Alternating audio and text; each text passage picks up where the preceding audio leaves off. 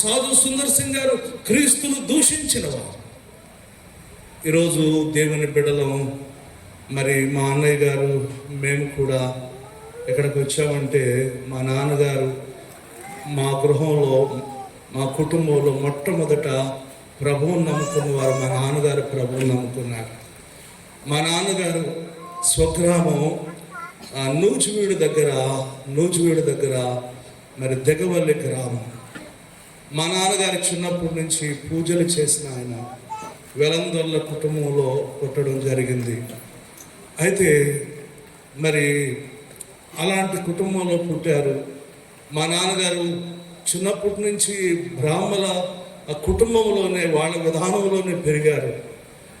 యేసు ప్రభు గురించి ఎవరైనా చెప్తే ఆయన ఈ మాట అనేవారు, ఏమనేవారంటే మాకు 3 కోట్ల దేవుళ్ళు దేవతలు ఉన్నారు, మాకు 3 కోట్ల దేవుళ్ళు దేవతలు ఉన్నారు, యేసు ప్రభువుని నమ్ముకోవాల్సిన కర్మ మాకు పట్టలేదు అనేవారు.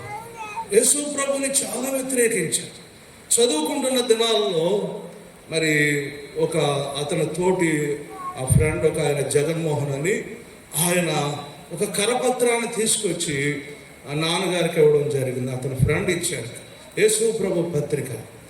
అయితే ఆ పత్రికను చింపేసి ఈ దేవుడు మాకు అవసరం లేదు, ఈ దేవుడు ఫలానోళ్ళకు చెందిన దేవుడు, ఈ దేవుడిని నమ్ముకోవాల్సిన కర్మ మాకు పట్టలేదు. నిజంగా యేసు ప్రభుని చాలా వ్యతిరేకించేవారు. అయితే ఒకానొక దినాన మరి చిన్న వయసులోనే వారి తండ్రి గారు చనిపోయారు. ఇంకా ఆ కుటుంబం మరి ఉన్నటువంటి వ్యవసాయాలు వాటన్నిటి యొక్క బాధ్యత ఆయన మీద పడింది. ఒకసారి నాన్నగారితో పాటు నాన్నగారు ఆ పాలేరు వారిద్దరు ఎడ్ల బండి మీద వెళుతా ఉన్నారు. నాన్నగారు అన్నారంట, ఆ బండి తోలే అతన్ని నువ్వు తప్పుకొని నేను తోలుతాను అని బండి నడుపుతా ఉన్నాను. అది బండి డౌన్లోకి వచ్చేసరికి ఆ డౌన్లో 3 పిల్లలు ఒకళ్ళకొకళ్ళు దెబ్బలాడుకుంటూ ఉన్నారు, ఒకళ్ళ మీద ఒకళ్ళు పడి. ఈ బండి ఏమో డౌన్లో స్పీడ్గా వెళ్ళిపోతున్న టైంలో తప్పకుండా అంటే పై 2 పిల్లలు తప్పుకున్నారు. మధ్యలో పిల్లోడు బండి చక్రం కింద పడిపోయాడు. కోడి బండి టైర్ కింద పడితే ఎలాగ గెలగల కొట్టుకుంటుందో ఆ బాబు కూడా రక్తపు మడుగులో గెలగల కొట్టుకున్న పరిస్థితిలో, అటువంటి పరిస్థితిలో నాన్నగారికి చాలా టెన్షన్, చాలా భయం కలిగింది. ఎందుకంటే దెగవెల్లి గ్రామంలో వెలందొల్ల కుటుంబం ఒకటే, అందుట్లో తండ్రి చనిపోయారు, తల్లి ఏమో మా మామగారు కొంచెం అమాయకంగా ఉండే మనిషి. ఇప్పుడు ఎలాగా ఆ బండి కింద పడిన కుర్రోడేమో వాళ్ళోళ్ళు చాలామంది బలంగా ఉన్నవాడు, వీళ్ళందరూ వచ్చి నా మీద పడతారు, ఇప్పుడు నా పరిస్థితి ఏంటి అని భయం కలిగిన టైంలో ఆయన 3 కోట్లు దేవుళ్ళు దేవతలు ఉన్నారన్నారు కదా, ఆ 3 కోట్లు దేవుళ్ళు దేవతలు జ్ఞాపకం రాలేదు. కానీ ఏమంటే యేసు ప్రభువే జ్ఞాపకం వచ్చారంట. దేవుడికి స్తోత్రం చేద్దాం. ఆ టైంలో పరిశుద్ధాత్మ దేవుడు ఏమంటే ఆ యేసు ప్రభు జ్ఞాపకం చేశారు. ఏమండి ఆ యేసు ప్రభు ఆ సమయంలో ఒక మాట ఆయన గుండె మీద చేసుకొని ఇలా అనుకున్నారంట, ఈ బిడ్డ బ్రతికితే నేను 5 కొబ్బరికాయలు చర్చిలో కొట్టుకుంటాను అనుకున్నాను. యేసు ప్రభువా, ఈ బిడ్డ బ్రతికితే 5 కొబ్బరికాయలు నేను చర్చిలో కొట్టుకుంటానని హైందవ ఆచార ప్రకారంగా ఆయన అనుకున్నారు. అయితే మరి తర్వాత ఆ బాబుని నూజివీడు హాస్పిటల్ తీసుకెళ్ళడం, తర్వాత బాబు బ్రతకటం, తర్వాత యేసు ప్రభు మీద కొంచెం నమ్మకం, విశ్వాసం ఆయనలో కలిగిందండి. తర్వాత ఆయనకు ఒకసారి తేలు కుట్టినప్పుడు ఆయన అనుకునేవారంట, యేసు ప్రభు ప్రార్థన చేస్తారు, ప్రార్థన అంటారు, కానీ దీని వెనకాల కూడా ఏదో మంత్రం ఉంటుంది, మా రామాచార్యులు గారు మంత్రం వేస్తారు, ఇదేదో నూనె అంటారు కానీ దీనిలో కూడా మంత్రం ఉంటుందని అనుకునేవారండి. ఈయన తేలు కుట్టినప్పుడు ఆ బాధతో ఒక తల్లిగారు ప్రార్థన చేస్తారంటే అక్కడికి వెళ్ళారు. ఈయన మనసులో ఉన్నటువంటిది దేవుడు ఆమెకు గ్రహింపించి ఏమన్నా తెలియజేసి దేవుడు ఏం చేశాడంటే, బాబు ఇది మామూలు నూనె, నీ ముందే ప్రార్థన చేస్తున్నాను, నిజంగా మరి నేను ప్రార్థన చేయడమే కాదు బాబు, నువ్వు ప్రార్థన చేసిన దేవుడు కార్యం చేస్తారు అని చెప్పాడు. తర్వాత మరి అప్పుడు ఆ తల్లిగారు ప్రార్థన చేసిన తర్వాత నాన్నగారికి స్టెప్పులుగా కాలు వేలుకి తేలుకుంటున్నప్పుడు స్టెప్పులుగా తగ్గింది. తర్వాత నాన్నగారు అప్పటి నుంచి కూడా ఆయనకు ఒక పట్టుదల, ఈ ప్రభువులో ఉన్న మహిమ, ఆయనలో ఉన్న శక్తి, ఆ ప్రభావం నేను కూడా తెలుసుకోవాలని అప్పటి నుంచి బైబిల్ చదవడం, ప్రార్థన చేసుకోవడం. ఆ పాలేరు అయిన సుబాని అని పాలేరుతో ఎవరికైనా తేలు పుడితే నాకు చెప్పు, నిజంగా తీసుకురా, నా దగ్గరికి తీసుకురా, నేను ప్రార్థన చేసి అసలు దీనిలో ఎంత శక్తి ఉందో తెలుసుకోవాలనుకున్నాను. మరి అలాగే ఎవరికో కాదు, ఆ సుబాని అతనికే నిజంగా ఆ పొలంలో పనిచేస్తున్నప్పుడు తేలు పుడితే అతనే ఎవరి దగ్గరికి వెళ్లకుండా డైరెక్ట్గా ఈ మధ్య మా బాబు గారు యేసు ప్రభు మంత్రం నేర్చుకుంటున్నారు అని నాన్నగారి దగ్గరికి రావడం, ప్రార్థన చేయించుకోవడం చాలా స్పీడ్గా తగ్గిపోయిందంట.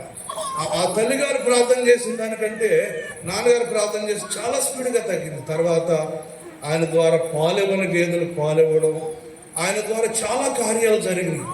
తర్వాత నాన్నగారికి వివాహం జరగడం. ఇప్పుడు నేనుండే ప్రాంతం అది తాడేపల్లిగూడెం దగ్గర గణపవరం, ఆ ప్రాంతం మా అమ్మగారు గురవు, అక్కడ వివాహం జరగడం.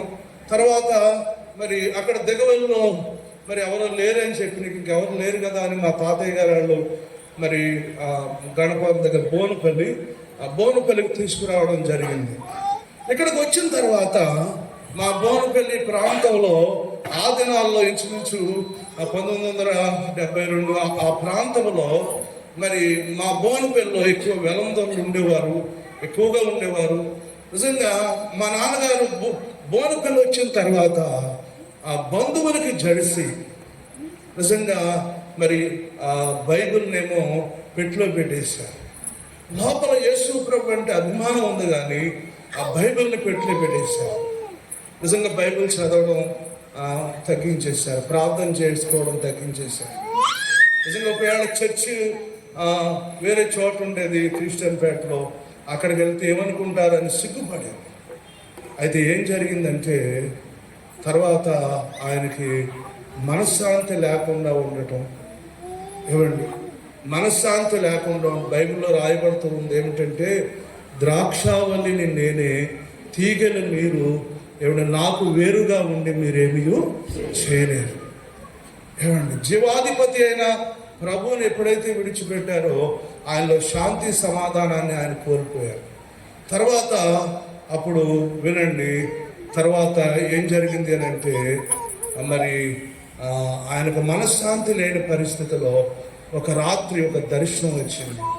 ఆ దర్శనంలో ప్రభు ఆయన జీవితంలో చేసిన కార్యాలన్నీ కూడా ఆ బండి కింద కొరవడు పడడం, నిజంగా ఈయన ప్రార్థన చేస్తే దేవుడు కార్యాలు చేయడం, ఇవన్నీ కూడా సినిమాలో రీల్ చూపించినట్లుగా అవన్నీ దర్శనంలో ప్రభువు చూపించి ఒక స్వరం ఆయనకి వినపడుతుంది. ఏమిటా స్వరం అంటే, ఇన్ని మేలులు నీ కొరకు నేను చేస్తే నువ్వు నా కొరకు ఏం చేశావు? ఇన్ని మేలులు నీ కొరకు నేను చేస్తే నువ్వు నా కొరకు ఏం చేశావు? చూడండి, అప్పుడు ఇన్ని మేలులు నీ కొరకు చేస్తే నువ్వు నా కొరకు ఏం చేశావు అనే స్వరం వినపడితే ఎప్పుడైతే ఆ స్వరం వినపడిందో అప్పుడు నాన్నగారు ఒక తీర్మానం చేసుకున్నారు. ఏం తీర్మానం అంటే, ప్రభువా, ఇంకెప్పుడు కూడా నీ గురించి నేను సిగ్గుపడినాయా అని ఒక తీర్మానం చేసుకుని, ఇప్పటికీ కూడా మా నాన్నగారి చెయ్యి మీద ఒక సిలువ గుర్తుంటుందండి. ఒక బ్లేడ్ తీసుకొని ఏమంటే చేతి మీద సిలువ ఆకారంలో ఏం చేశారంటే బ్లేడ్తో కోసుకొని ఆయన ఒక తీర్మానం చేసుకున్నారు. ఏమిటంటే, ప్రభువా, నా బ్రతుకు దినాలన్నీ కూడా నీ కొరకు సాక్షిగా బ్రతుకుతానయ్యా. నా బంధువుల వద్ద కానీ ఎవరి దగ్గర కూడా నేను సిగ్గుపడను, నీ కొరకు ఒక సాక్షిగా జీవిస్తానని ఆయన ఒక తీర్మానం చేసుకున్నారు. తర్వాత ఎప్పుడైతే ఆ తీర్మానం చేసుకున్నారో ఇంకా ఏ చర్చ్ అని లేదు. ఏమంటే క్రిస్టియన్ పేటలో ఉన్న ఆ చర్చికి వెళ్ళడం, అక్కడికి వెళ్ళిన తర్వాత ఇంకా బాప్తీసం తీసుకున్న తర్వాత ఎప్పుడైతే బాప్తిసం తీసుకొని బైబిల్ తీసుకొని ఆ చర్చికి వెళ్తా ఉన్నారో మా బంధువులందరిలో కూడా వ్యతిరేకత వచ్చింది. ఇదిగో ఫలానోళ్ళు అల్లుడు అక్కడికి వెళ్ళిపోతున్నాడు, ఆ చర్చికి వెళ్ళిపోతున్నాడు అనే వ్యతిరేకత వచ్చింది. అప్పుడు నిజంగా మా నాన్నగారితో అన్నారు, ఏమని అన్నారంటే, మీ ఆవిడని తీసుకెళ్ళిపోతాం, మా అమ్మగారిని తీసుకెళ్ళిపోతాం అన్నారు. నిజంగా అప్పట్లో మా నాన్నగారికి చాలా విలువైన భూమి, 3 ఎకరాలు పొలం ఇచ్చారు. అక్కడ 3 ఎకరాలు ప్రతి చెరువు. అయితే దాన్ని తీసేసుకుంటాం అన్నారు. వినండి, అయితే నాన్నగారు ఏం చేశారంటే, నా భార్యను తీసుకెళ్ళినా పర్లేదు, నాకు కట్నంగా ఇచ్చిన తీసుకెళ్ళి అది కూడా తీసేసుకున్నా పర్వాలేదు, నాకు ప్రభు కావాలి, నాకు ప్రభు కావాలని ప్రభు కొరకు అలా నిలబడ్డారండి. నిజంగా ప్రభు కొరకు నిలబడ్డారు. నిజంగా అందుకనే ఆ రోజు ప్రభు కొరకు ఆయన అలా నిలబడ్డారు కనుకనే, ఏమండి, ప్రభు కొరకు సాక్షిగా జీవించారు కనుకనే దేవుడు ఆయనను బలంగా వాడుకోవడం జరిగింది. నిజంగా ఎవరైతే వ్యతిరేకించారో, ఏమండి, మా అత్తయ్య గారు ఏమన్నారంటే, ఇదిగో నువ్వు కూడా వాళ్ళలో కలిసిపోయావు అని మా నాన్నగారిని, నువ్వు కూడా వాళ్ళలో కలిసిపోయావు, నిజంగా నువ్వు ప్రభువునైనా విడిచిపెడతావా, లేకపోతే రైలు కింద తలకాయ పెట్టి అది ఎండు డబ్బైనా తాగుతావా అంటే, అలా వ్యతిరేకించినటువంటి మా అత్తయ్య గారు ఆమెను కూడా ప్రభు రక్షించుకున్నారు. ఇప్పుడు నిజంగా మా అత్తయ్య గారు మా అన్నయ్య గారి సంఘంలో చాలా బాధ్యత కలిగిన వారుగా వారు ఉన్నారు. ఎవరైతే వ్యతిరేకించారో మా కులస్తుల్లో అనేకులు ప్రభువుని నమ్ముకోవడానికి, నిజంగా ఏ గ్రామంలో ఒంటరిగా ఉన్న పరిస్థితిలో అక్కడ అనేకులు ప్రభువునందు విశ్వాసం ఉంచడానికి దేవుడు నాన్నగారిని ఒక వెలుగుగా నిలబెట్టాడు. అంతేకాదు, మరి మమ్మల్ని కూడా చాలా ఆత్మీయంగా వారు పెంచడం జరిగింది. నిజంగా మరి మా నాన్నగారిని కానీ, మా అన్నయ్య గారిని కానీ, నన్ను కానీ, మా అక్కగారిని చిన్నప్పటి నుంచి మాకు కూడా అసలు మా ఇంట్లో టీవీ ఉండేది కాదు.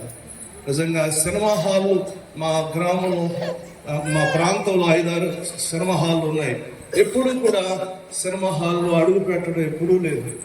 మా బంధువులతో కూడా కలవనిచ్చే ఒక ప్రత్యేకంగా దేవుని బిడ్డలతోనే సహవాసం, ఒక ఆత్మీయమైన రీతిలో మమ్మల్ని పెంచడం జరిగింది.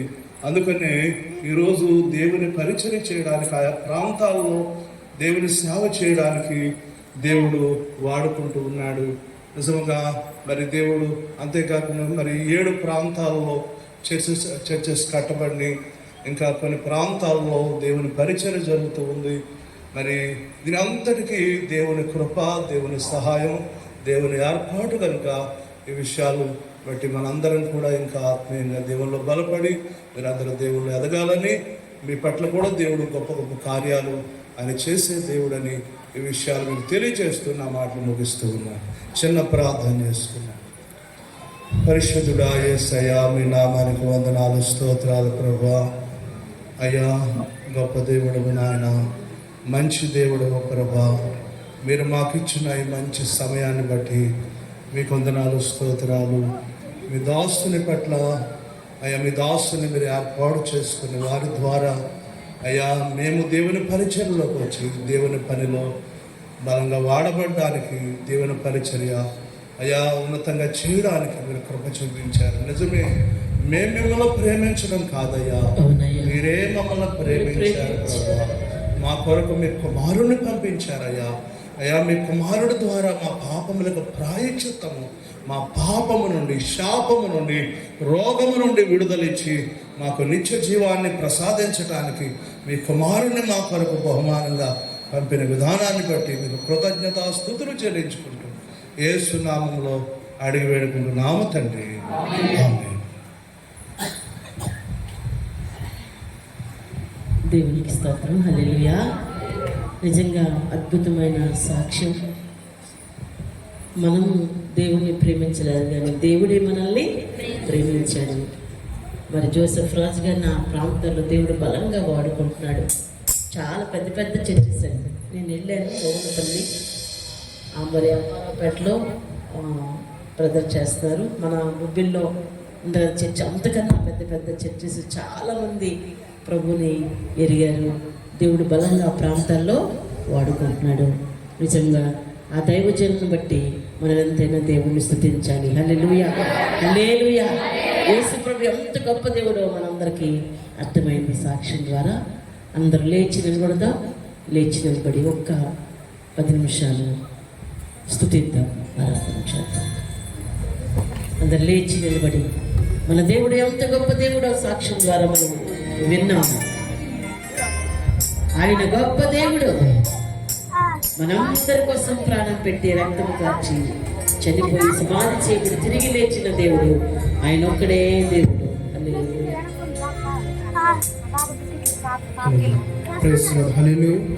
అందరూ కలిసి దేవుని మహిమపరుస్తారు. మధురం మధురం నా ప్రియ యేసు చరితం మధురం అనే పాట పాడుకుని దేవుని ఆరాధిస్తాం.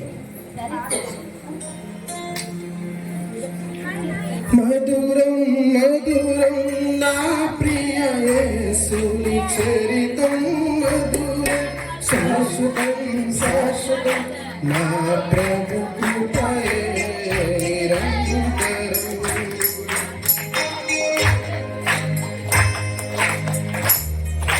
మధురం మధురం నా ప్రియ యేసుని చరితం మధురం శాశ్వతం శాశ్వతం నా ప్రభు కృపయే నిరంతరం. దీన మనసు దయగల మానసు సుందరవదనం తేజోమయ నిరాదసు. దీన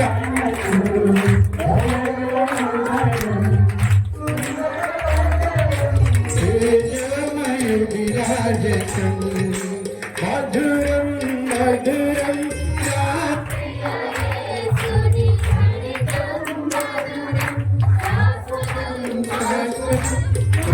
ప్రభు కృపయే నిరంతరం.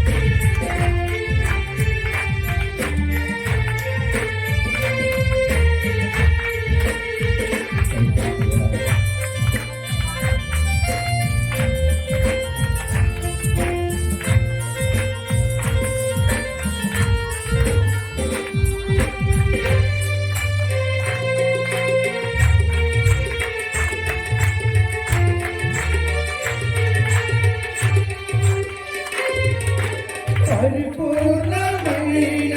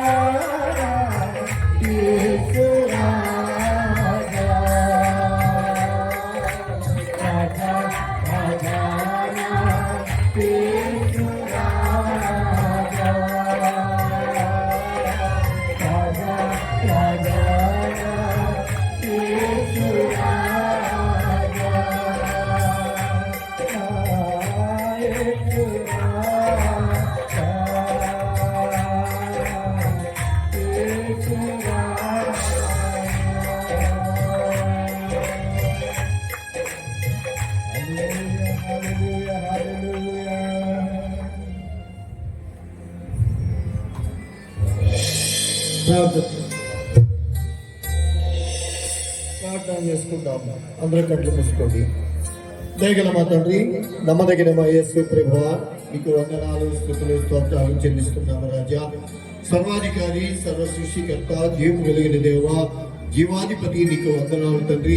ఇంతవరకు నీ రెక్కల తండ్రి భద్రపరిచావు, సజీవుడిగా ఉంచావు రాజా. ఇదిగో నాయన, నీ దైవ సేవకుడు నిలబడి వాక్యాన్ని తండ్రి అయా నీ ప్రజలకి నాయన తండ్రి ఏ విధంగా అర్థం అవ్వాలో మాకు తెలియదు కానీ తండ్రి అయా ప్రతి ఒక్క హృదయాన్ని తెరవండి రాజా. నీకు వందనాలు నాయన. వినగలే హృదయం తండ్రి అయా, ఇదిగో నాయన వినగలిగే చెవులు, గ్రహించగలే హృదయం దయచేయండి నాయన. నీకు వందనాలు అయా. యెషు నిలబడి మాట్లాడుతుండగా నాయన నీ పరిశుద్ధాత్మతో నింపండి. నీ చిలువు చెట్ల బిడ్డను మరుగుపరచండి నాయన అయా. తన జ్ఞానాన్ని తీసి నీ జ్ఞానమ బిడ్డకిచ్చి నడిపించి నీ నామానికి మహిమ తెచ్చుకోమని, ఘనత మహిమ ప్రభావాలు మీరు మాత్రమే పొందుకోమని యేసు పరిశుద్ధులను అడిగి ప్రార్థిస్తున్నాము తండ్రి. ఆమేన్. దయచేసి అందరం కూర్చుందాం. అందరం బయట ఉన్నవారు, లోపల ఉన్నవారు అందరూ కూడా కూర్చుందాం. దేవునికి స్తోత్రం. హల్లెలూయా. దేవుడు అద్భుతమైన సాక్ష్యం మన మధ్యలో వినిపింపచేశారు. నిజంగా ఆయనే దేవుడని మనకు అర్థమైపోయింది. మనకు వేరొక దేవుడు లేడని అర్థమైపోయింది. హల్లెలూయా. ఆయన తప్ప వేరొక దేవుడు లేడు. ప్రపంచానికి సృష్టికర్త, ఆ సృష్టికర్త అయిన దేవుడు మనకి దొరికాడు. నిజంగా మనం ఎంతో ధన్యులము. భక్సింగ్ గారు చక్కగా దేవుని సాక్ష్యాన్ని పంచుకున్నారు. ఇప్పుడు మన మధ్యలో వారు అన్నయ్య గారు జషుడేన్ గారు మన మధ్యలో ఉన్నారు. మంచి వర్తమానాన్ని ఇస్తారు. అందరూ చక్కగా దేవుని వాక్యాన్ని విందాం.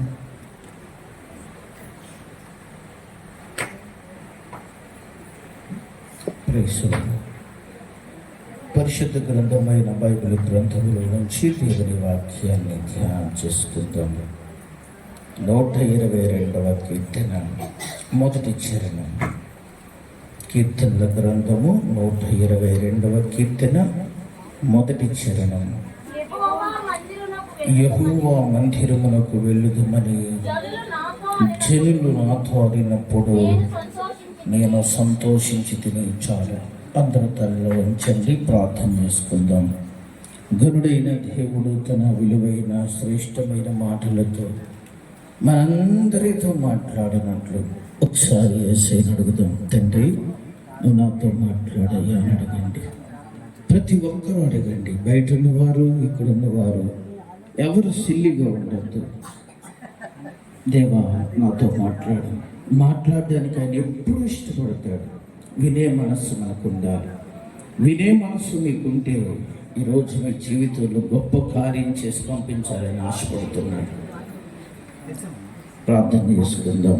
దయగలిగిన తండ్రి, నీకు వందనాలు. ఎందుకో నువ్వు నన్ను ప్రేమించావు, ఇక్కడ నువ్వు వారందరినీ ప్రేమించావు, ఈ చక్కని శుభదినాన్ని మతించావు. అందును బట్టి నీకు స్తుతులు చెల్లిస్తున్నావు. నీ ప్రణాళిక చొప్పున నన్ను ఇక్కడికి తీసుకొచ్చావు. నీ పిల్లలందరినీ ఇక్కడికి నడిపించావు. వీరందరికీ అవసరమైన శ్రేష్టమైన నీ వాక్కును వారికి అనుగ్రహించండి. నీ మాటను బిడ్డలు గ్రహించుటకు సహాయం చేయండి, అర్థం చేసుకోవడానికి సహాయం చేయండి. తండ్రి, వారి హృదయాల్లో ఒప్పించబడ్డానికి సహాయం చేయండి. వారి బ్రతుకులు ప్రజ్వలించబడ్డానికి సహాయం చేయండి. గొప్ప దేవాన్ని కార్యము జరిగిస్తామని కోరుతూ ప్రార్థిస్తున్నాను. ఎల్పుడిని నీ శిలువ చెట్టును మరుగు చేసుకుని నువ్వు ఆశించిన కార్యం బహుబలముగా జరిగించుకోమని యేసు నామములో అడిగి వేడుకుంటున్నాము తండ్రి. ఆమేన్. నన్ను స్థలానికి తీసుకొచ్చిన మహోన్నతుడైన దేవునికి మహిమ కలుగును గాక. మరి ఈ విధముగా ఈ పెంట ప్రాంతానికి, ఈ పరిచర్యలోనికి నన్ను ఆహ్వానించిన దైవ సేవకులు మరి తిమోతయ్య గారికి, రూపా తిమోతి గారికి నా ప్రత్యేకమైన వందనాలు. అలాగే పెద్దలు రావు గారికి నా వందనాలు. అలాగే ఈ చక్కటి వార్షికోత్సవ కూటానికి ఆసక్తితో వచ్చిన దైవ సేవకులకి, అలాగే విశ్వాస బృందమునకు నా ప్రత్యేకమైన వందనాలు. అందరు ఇక్కడ ఉన్నారండి. మీరు వందనానికి ఏం చెప్పాలి? అది రైట్. వందనానికి ప్రతి వందనము చెప్పటం అనేది ఏమంటారు దాన్ని? సంస్కారం. రైట్, మంచిది. అలాగే నా ముందు చక్కని మాటలు అందించిన తమ్ముడు భక్సింగ్ని బట్టి వారికి కూడా నా వందనాలు తెలియచేస్తున్నాను. దేవుడు ఎంతగానో ఈ ప్రాంతాన్ని అలాగే ఇక్కడున్న యొక్క ప్రజలను ప్రేమించి అమూల్యమైన శ్రేష్టమైన ఈ మందిరాన్ని దేవుడు వారికి దయచేసి గత 9 సంవత్సరాలు చక్కని పరిచర్య ఇక్కడ జరిగించబడి ఈ చుట్టుపక్కల ప్రాంతాల వారు, ఈ ప్రాంత ప్రజలు మేలు పొందు రీతిలో ఎంతగానో ఆయన సహాయము చేసి మరొక 10వ సంవత్సరంలో అడుగుపెట్టే గొప్ప ధన్యత దేవుడు ఏం చేశాడు చెప్పండి కదా, మీ అందరికీ దయచేశాడు. హల్లెలూయా, హల్లెలూయా. ఈ పరిచర్యని దేవుడు ఎంతో దీవించాడు. చక్కగా ఈ సంవత్సరం కొన్ని వర్క్లు కూడా చేసుకొని ఈ మందిరానికి ఒక చక్కటి రూపురేఖలను తీసుకొచ్చే పని చేశారు సంఘ బిడ్డలు. వారిని బట్టి సంతోషిస్తున్నాను, వారిని అభినందిస్తూ ఉన్నాను. ఈ పరిచర్య ఇంకా ఏమవ్వాలి? విస్తరించబడిన గాక, బహుగా విస్తరించబడిన గాక. దేవుడు కార్యం చేస్తాడు. ఆయన నమ్మదగిన దేవుడు. దేవుని మందిరము అనేది చాలా చాలా ప్రాముఖ్యమైనది. బైబిల్ గ్రంథములో ఒక మహా గొప్ప వ్యక్తి 40 సంవత్సరాలు దిగ్విజయంగా రాజ్య పరిపాలన చేసిన చక్రవర్తి, ఒక మంచి ఆత్మీయుడు, దినమునకు 3 మారు ప్రార్థించి 7 సార్లు దేవుణ్ణి స్తుతించేవాడు, దేవుణ్ణి ఆరాధించుటలో తన్మయుడైపోయేవాడు. అలాంటి భక్తుడు ఇలాంటి మాట అన్నాడు. ఎంత గొప్ప మాట! యెహోవా మందిరమునకు వెళ్ళుదు, మరి జనులు నాతో అనినప్పుడు నేను ఏం చేశాను అన్నాడు. ఎంత గొప్ప మాట! కొంతమందికి ఇది ఇష్టం ఉండలేదు. మందిరానిక వద్దులే, మందిరానిక వెళ్ళొచ్చులే, మందిరానిక ఇటు నువ్వు కూడా వెళ్ళిపోతావా? కొంచెం మా భాష వేరుగా ఉంటుంది, మీ భాష వేరు. జిల్లాల దాటి వచ్చేసాం. మీరు పొద్దున బయలుదేరి వచ్చారేమో కానీ మేము నిన్న పొద్దున బయలుదేరాం. రైట్, కొంచెం భాష తేడా వచ్చినా మీరు కొంచెం ఏం చేసుకోండి. ఏమన్నా అప్పుడప్పుడు ఒకవేళ మీ మాట వస్తే రావచ్చు. నా దగ్గర కూడా మీ బ్యాచ్యే, మీ ఊరు వాళ్ళే ఉన్నారు. ఇక్కడి నుంచి వచ్చేసిన వాళ్ళే. మా చర్చి వెనకాల ఒక రూమ్ ఉంటుంది, చర్చిని చూసుకుంటూ ఉంటారు ఒక ఫ్యామిలీ. వాళ్ళు చర్చిలోనే ఉంటారు, వాళ్ళని నా వెనకాల తిరుగుతూ ఉంటారు. కాబట్టి కొంచెం నాకు కూడా వస్తుంది ఏ భాష రావచ్చు. మంచిది, కొంచెం అర్థం చేసుకోండి. ఇదేమైనా కొన్నిసార్లు మందిరం అనేటప్పుడు కొంతమందికి ఏంటి చెప్పండి, ఒక చులకన భావన. నువ్వు కూడా దిగిపోయావా? నువ్వు కూడా వెళ్ళిపోతున్నావా? ప్రతి వారం వెళ్ళాల్సినంత అవసరం ఏమన్నా ఉందా? చాలా కూలిపోతుంది వాళ్ళ, లేకపోతే వాళ్ళు చాలా ముఖ్యమైన రోజు చుట్టాలు వస్తున్నారు. ఇలాగ చాలాసార్లు ఏమండి ఈ ఆలోచనలు వచ్చినాయా? ఒక్కోసారి రిచ్గా ఉన్నవాళ్ళు, భాగ్యవంతులు, ఒక మంచి కుటుంబంలో ఉన్నవాళ్ళు, వాళ్ళ దృష్టిలో దేవుని మందిరం అంటే కొంచెం చెప్పండి చులకన కదా. ఈరోజు మీరు గమనించండి, ఒక ఉన్నతమైన స్థితిలో ఉన్న ఆయన, సన్నిధిలో ఉన్న విలువలను అనుభవిస్తున్న ఆయన, ఒక గొప్ప వ్యక్తి చెబుతున్నాడు. ఆయనైతే ఒక స్ట్రాంగ్ నిర్ణయం తీసేసుకున్నాడు. ఏమని అంటే, నేను బ్రతికినంత కాలము ఎక్కడుండాలి? మందిర ద్వారంలో ఉంటే చాలయ్యా అని ఒక స్ట్రాంగ్ నిర్ణయం తీసేసుకున్నాడు. తన నిర్ణయం కాకుండా తన చుట్టూ ఉన్న ప్రజలను చూసినప్పుడు, వారిలా మాట్లాడుతున్నప్పుడు దావీదు ఏమయ్యాడంట? సంతోషపడిపోయాడు. ఈరోజు ఆలోచించండి. నేను ఈరోజు మీకు ఒక మాట చెప్తాను. మందిరము మనకు ఎందుకు వెళ్ళాలి? మందిరమునకు వెళ్ళటం వలన మనకి కలిగే ప్రయోజనాలు ఏంటి? లేఖన భాగంలో నుంచే నేను మీకు కొన్ని విషయాలని తెలియచేస్తాను. మీకు తేలిగ్గా అర్థమయ్యే రీతిలో చెప్పే ప్రయత్నం చేస్తాను. గొంగళి పురుగులు మీకు తెలుసా? చూసారా?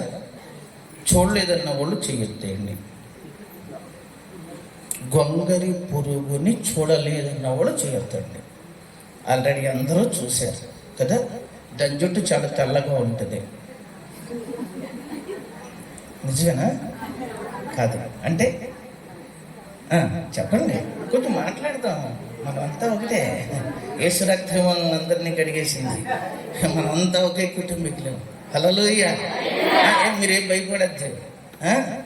చెప్పండి, ఎలాగుంటుంది? నల్లగా ఉంటుంది. దాని కాళ్ళు ఎలాగుంటుంది? చూసారా? చూడలేదా? నీ పాదం ఎంత సుందరమో ఒక్కసారి నా మీద పెట్టు అనంటే గులాబీ కలర్లో చక్కగా కనపడతాయి. దేని కాళ్ళు? దాని కళ్ళు చాలా బ్లాక్ అండి. కానీ దాని యొక్క స్వభావం చాలా, దాని బ్రతుకుని 4 దశలుగా చెప్పచ్చు. దేని గురించి కదా? గొంగళి పురుగుల గురించి చెప్పాలి అని అంటే 4 దశలు ఉంటాయి దానికి. ఒకటి గుడ్డు దశ. ఏంటి చెప్పండి? రెండవది పురుగు దశ. మూడవది గూడు దశ. నాలుగవది చీతాకోక శిలుక దశ.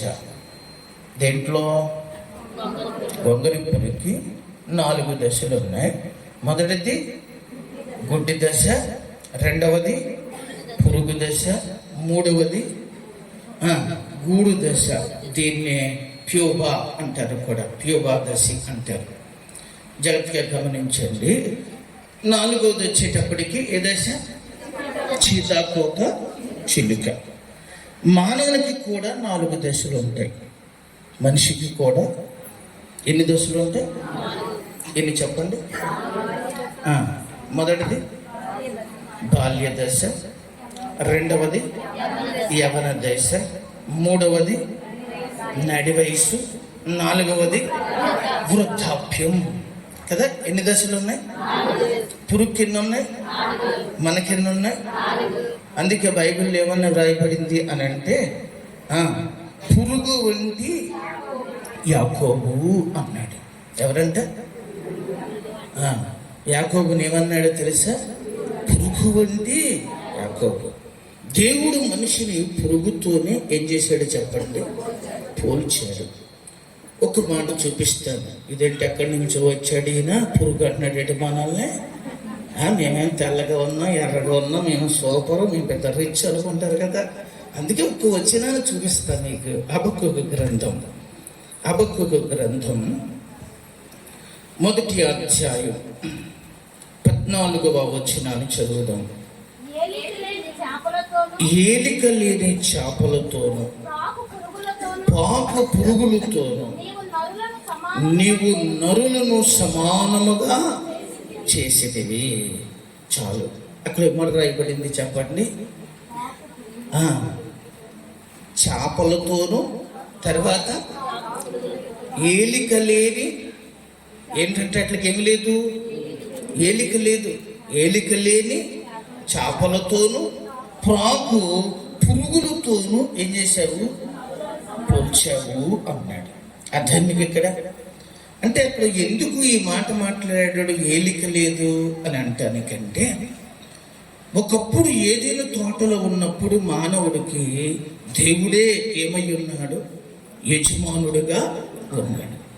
ఎప్పుడైతే దేవుని మాట మీరి వ్యతిరేకంగా పాపము చేశారో అప్పుడు దేవుని యొక్క అజమాయిషిలో నుంచి వీళ్ళు ఏం చేయబడ్డారు? బయటికి వెళ్ళిపోయారు. ఇప్పుడు వీళ్ళకి ఏమి లేదు, ఏలేవాడు కదా. గమనించండి, అలాంటి జీవిత విధానంలోనికి మానవుడు వెళ్ళిపోయాడని అక్కడ మాట చెబుతున్నాడు. ఏలిక లేని చేపలు, ఏలిక లేని ఎవరు? పురుగులతోను. ఏ పురుగులు? ప్రాకు పురుగులతో ఏం చేయబడ్డారు? మీరు పోల్చబడ్డారు అన్నాడు కదా. అందుకని ఇక్కడ మనం గుర్తించాలి, మనం ఎవరము కదా. దేవుని వాక్యములు ఇంకొక మాట చెప్తాడు, ఏమన్నా తెలుసా? అగ్ని ఆరదు, పురుగు సావదు అన్నాడు. ఎవర పురుగు? అర్థం మీకు ఇక్కడ? మనమే. ఎవరు? పురుగులమే. పురుగుకి ఎన్ని దశలు ఉంటాయని చెప్పా? 4 దశలు ఉంటాయి.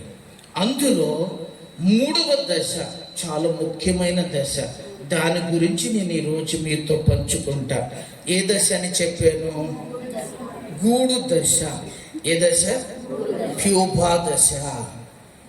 గొంగరు పురుగులు చెప్పుకోవాల్సి వస్తే అది ఏ దశ? అది ప్యూపా దశ.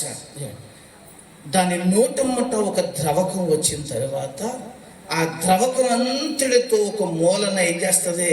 పైకెక్కి ఒక గూడుని, దాని ఇంటికలన్నీ పీకి దాని మీద పెట్టుకుని అది చాలా స్ట్రాంగ్గా, చిన్నపాటి గాలి వచ్చినా ఎగరకుండా చాలా చక్కగా రూపించుకుంటుంది. ఏది? ఆ గూడి. ఆ గూటిలో అది నివాసము చేస్తుంది. ఆ తర్వాత దాని ఎంటుకలని ఊడిపోయి దాని స్వభావం మొత్తం పూర్తిగా కోల్పోయి ఏదో ఒక మూలన చిన్న రంధ్రం చేసుకొని అది మరలా అందులో నుంచి ఏం చేస్తుందో తెలుసా? సంపూర్ణమైన ఆకారాన్ని ధరించుకొని అది బయటికి వస్తుంది. అది బయటికి వచ్చినప్పుడు దాని స్వభావం మొత్తం మారిపోద్ది. దేని స్వభావం? అంతకు ముందు అది గొంగరు పురుగు, తర్వాత అది ఎలా మారింది? సీతాకోక చిలుకగా మారింది. గొంగరు పురుగు స్వభావము ఎవరు ఇష్టపడరు? ఇష్టపడతారా? దాన్ని ఏమన్నా మెచ్చుకుంటారా? ఎవరైనా చేతుల మీద వేసుకుంటారా? పోని బొగ్గ మీద ఎక్కించుకుంటారా? అండి, ఎందుకు? అది చూస్తేనే ఆటోమేటిక్గా మనకేమొచ్చేస్తుంది? ఒక రకమైన ఎలర్జీ వచ్చేస్తుంది దేన్ని చూసేటప్పటికి. అంతే కదా. జాగ్రత్తగా మీరు గమనించండి. అదే సీతాకోక చిలుకను చూసినప్పుడు ఎంత అందంగా ఉంటుంది. చిన్న పిల్లలు ఆ సీతాకోక చిలుకలు ఎగురుతూ ఉంటే చూసి అట్లు పట్టుకోవడానికి ప్రయత్నము చేస్తారు, చాలా ఇష్టపడతారు. అవి ఈ చెట్టు నుంచి ఆ చెట్టుకి వెళ్ళి మకరాలు అంటించి చెట్టులు పువ్వులు పూయడానికి, ఫలించడానికి ఎంతో ఉపయోగం. సీతాకోక చిలుకలో ఉన్న గొప్పతనాలు చెప్పుకోవాల్సి వస్తే చక్కని విషయాలు ఉంటాయి. నేను ఇవన్నీ చెప్పట్లేదు, కానీ ఇక్కడ ఒక విషయాన్ని గుర్తుపెట్టుకోండి. గొంగరు పురుగులాగా ఉన్న, చెప్పండి, ఆ స్వభావము ఎలా మారింది? సీతాకోక చిలుకల. అది ఏ దశలో మారింది? గూడు దశలో మారింది కదా. ఇప్పుడు మందిరము మానవ జీవితానికి ఎలాంటిది అని అంటే ఒక గూడు అన్నమాట. ఇప్పుడు మీరందరూ ఎక్కడికి వచ్చారో తెలుసా? ఎక్కడికి వచ్చారు? ఒక గూట్లోకి వచ్చారు. అంతకు ముందు మీరెవరో కొంచెం చెప్పండి. గుడ్లో నుంచి పురుగులోకి వచ్చారు కదా. అప్పుడు ఎంత అసూయ ఉంది, ఎంత స్వార్థం ఉంది, ఎంత కక్ష ఉంది, ఎంత ఈర్ష ఉంది, ఎంత చెడు స్వభావం పనిచేస్తాయి. లేదు అని అంటారా? చెప్పండి. మా పెంట ప్రాంతం వారికి ఇలాంటివి ఏమీ లేవు అంటారా? అది నైజాలి. ఎప్పటి నుంచి? చిన్నప్పటి నుంచే చూడండి. అది ఏమి రాని టైంలో పిల్లల్ని వదిలేస్తే మీరు తల్లి కానీ తండ్రి కానీ చూస్తూ ఉంటే బాగుంటారు. వాళ్ళు అటు ఇటు చూశారనుకోండి, అలా మట్టి తీసి ఒళ్ళు పెట్టేసుకుంటారు. తిన్నామని చెప్పి ఒకవేళ అలా అమ్మడి మట్టి తిన్నావా? నోరు తెరు. ఎవరు నేర్పారు? వాళ్ళ మామ నేర్పిందా? పోనీ అమ్మమ్మ నేర్పిందా? నాయనమ్మ నేర్పుకుంటుంది. అన్ని నాయనమ్మ బుద్ధులు చెడ్డయన్నీ ఎవరైతే అంటారు. అదే మీకు ఇక్కడ జాగ్రత్త గమనించండి. సహజం ఏది? పిల్లలు ఉంటారు. నేను చిన్న పిల్లలకు కూడా చక్కగా సండే స్కూల్ నడిపించేవాడు. ఆయన ప్రార్థన చేయించామనుకోండి, ఇలా మోకరించినట్టు మోకరించి వెనకాల కాలుతో తొంతారు. వెనకాల ఈ చేతితో ఎదరకులను దిగేస్తారు. మీకు గమనించారు? ఇలాగ స్కూల్లో చిన్నప్పుడైతే పెన్నుచ్చుకుని ఏం చేయటం, పొడి చేయటం, ఆ నోట్స్ చింపేయటం, ఇలాంటి పనులన్నా చేశారా చేయలేదా? ఏమి అడగమంటారు చెప్పండి, పోనీ చూద్దాం. అంతే కదా, ఇవన్నీ ఆటోమేటిక్గా మనలో ఏమైపోతాయి ఏమండి? మొదట మనుషుడు దారి తప్పిపోయిన కాడి నుంచి మానవ జీవితం ఇలాంటి దుర్భర పరిస్థితులకి, ఇలాంటి పరిస్థితులు ఎవరే ఇంకా అతికి మించిపోయి పరిస్థితుల ప్రభావాలన, కల్చర్ ప్రభావాలన, పెరిగిన వాతావరణం ప్రభావాలన ఇంకా రకరకాలైన దుర్భరమైన అలవాటు చేసుకొని మనిషిగా ఉండవలసిన వ్యక్తి మృగంగా ఏమైపోయి మారిపోయి చేయరాని నీచమైన నికృష్ట పనులన్నీ చేస్తారా చేయట్లేదా? ఆలోచించండి. మీ జీవితాన్ని మీరు ఒకసారి చూసుకోండి. దావీదు గారు కూడా అడుగుతాడు, దేవా నీకు ఆయాసకరమైన మార్గము నా ఎందుందేమో ఒకసారి నాకు చూపించవా అన్నాడు. మిమ్మల్ని మీరు ఒకసారి ఆలోచించండి. ఎవరైనా మిమ్మల్ని పొగిడారనుకొని, ఎంత మంచివాళ్ళు లేరనుకుని అబ్బో అని అనుకోకండి. వాళ్ళ పొగుడుతున్నప్పుడు మీ గురించి ఒక్కసారి మీరు ఆలోచిస్తే అప్పుడు మీ మనసు చెబుద్ది, అంత సీన్ లేదులే నీకంటది. ఎవరిని ఎవరో అంతేనా? నీకంతా లేదు ఏంటో అనుకుంటున్నారు. అలా పైకి చూసాను నేను. అసలు సంగతే ఎవరు అర్థం మీకు ఇక్కడ ఈ రోజున మీరు గుర్తుపెట్టుకోండి. అందుకే నేను ఎవరిని పొగడను, అలాగని ఎవరిని నేలకేసారి రాయను, పొగడను రాయను. నేను చర్చిలో కూడా అంతే నా స్వభావం. ఇక్కడ విషయాన్ని మీకు బాగా అర్థమని చెప్తాను. మనుషుల్లో ఇలాగా రకరకాల స్వభావాలతో చాలా సభ్యంగా ఉన్న జీవితాన్ని చక్కగా మలచగలిగింది ఏముంది ఈ లోకంలో? ఆలోచించండి. ఈ సమాజాన్ని మంచి దారిలోకి తీసుకురాగలిగింది ఏముంది? ఎవరున్నారు? కానీ ఈ పరిస్థితులన్నీ మంచి దారిలోకి తీసుకురావడానికే ఏమండి దేవాతి దేవుడు ఒక గొప్ప కార్యము చేయబోనుకున్నాడు. మొట్టమొదట దేవాలయము బలిపీఠాలతోనే స్టార్ట్ అయ్యింది. దేవాలయం ఎక్కడ బలిపీఠం కడితే అదే దేవాలయం. ఏప్రిల్ దగ్గర నుంచి వాళ్ళు ఏం చేస్తూ వచ్చారు? బలిపీఠాలు కట్టారు. ఎక్కడ కట్టాలంటే అబ్రహాం గారు బలిపీఠం కట్టాడు, ఇస్సాకు బలిపీఠం కట్టాడు, యాకోబు గారు బలిపీఠం కట్టుకున్నాడు. ఇలా బలిపీఠం కట్టి దేవుణ్ణి ఆరాధిస్తారు. ఆ తర్వాత దేవుడు అన్నాడు, మీ మధ్య ఉంటాను గుడారం కట్టండి అన్నాడు. ఆ తర్వాత గుడారములో ఏముంది? మందిరం ఉంది.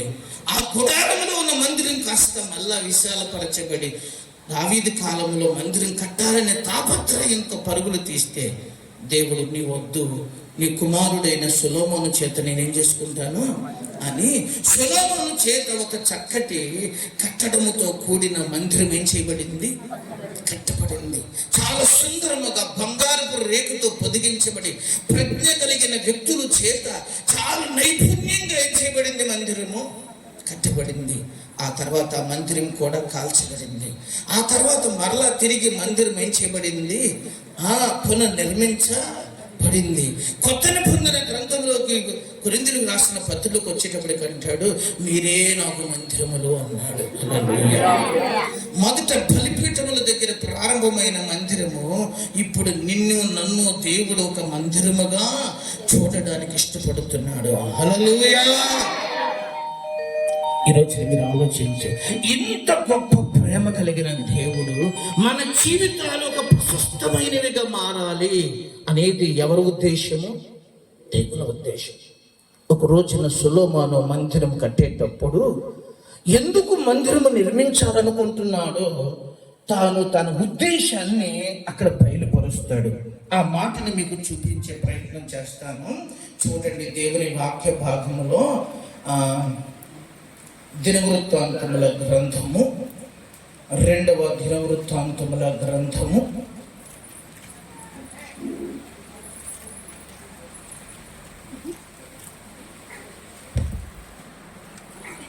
11వ పరిశుద్ధ గ్రంథమైన బైబిల్ గ్రంథములో 2వ దినవృత్తాంతముల గ్రంథము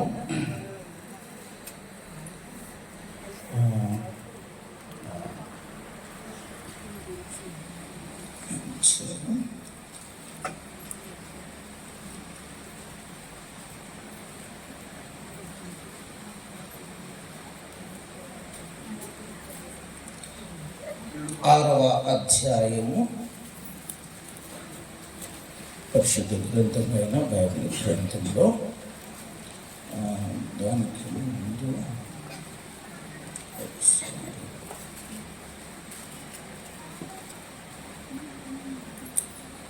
6వ అధ్యాయము 25వ వచనాన్ని చదువుకుందాం. ఆకాశమందున విని నీ జనులైన ఇశ్రాయేలులు చేసిన పాపములను క్షమించి వారికి వారి పితరులకు నిలిచిన దేశమునకు వారి మరలా రప్పించుదువు కథ. చాలు. మందిరము నిర్మించబడటం గొప్ప కోసం కట్టుకోవట్లా, పేరు కోసం కట్టలేదు. ఆనాడు బాబేలు గోపురం కూడా దేనికోసం కడదాం అనుకున్నారు?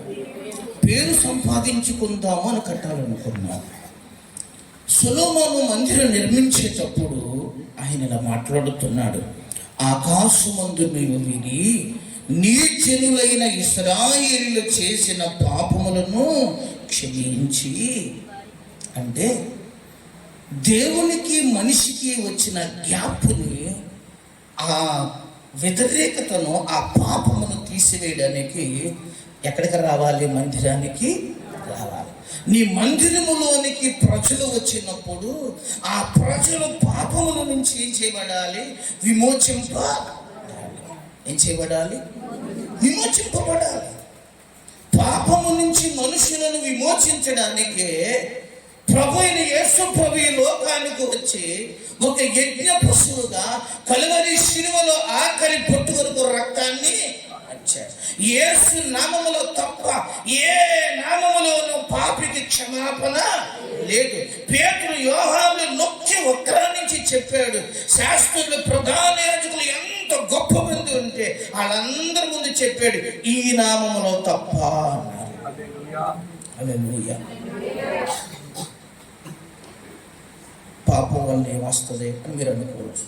అంటే మధ్య ప్రజలు చాలా కామన్ అనుకుంటున్నారు కదా. సిగరెట్ కామన్, మంద అప్పుడప్పుడు కామన్, ఈ లోకంలో వెరైటీ డ్రెస్సులు, అన్ని బెజ్జల డ్రెస్సులు, అదంతా ఏంటి కామన్ అండి. ఇష్టానుసారంగా జీవించేది ఇది అనుకున్నారు. ఇదంతా ఎంజాయ్ అనుకున్నారు మనుషులు. జాగ్రత్త. క్రీస్తు ప్రభు ఈ భూమి మీదకి వచ్చి 33.5 సంవత్సరాలు జీవించి ఒక మంచి మార్గదర్శకాన్ని మనందరికీ చూపించాడు. మనిషి చేసిన పాపం వలన మొట్టమొదటి మనిషికి రోగం వస్తుంది. ఏమవుతుంది చెప్పండి? రోగం వస్తుంది. రోగం వచ్చినప్పుడు బుద్ధి రావాలి. బుద్ధి వచ్చి గుడికి రావాలి, ప్రార్థన చెయ్యాలి, దేవుళ్ళన్న తలవాలి. ఏమొచ్చినప్పుడు? రోగం వచ్చినప్పుడు.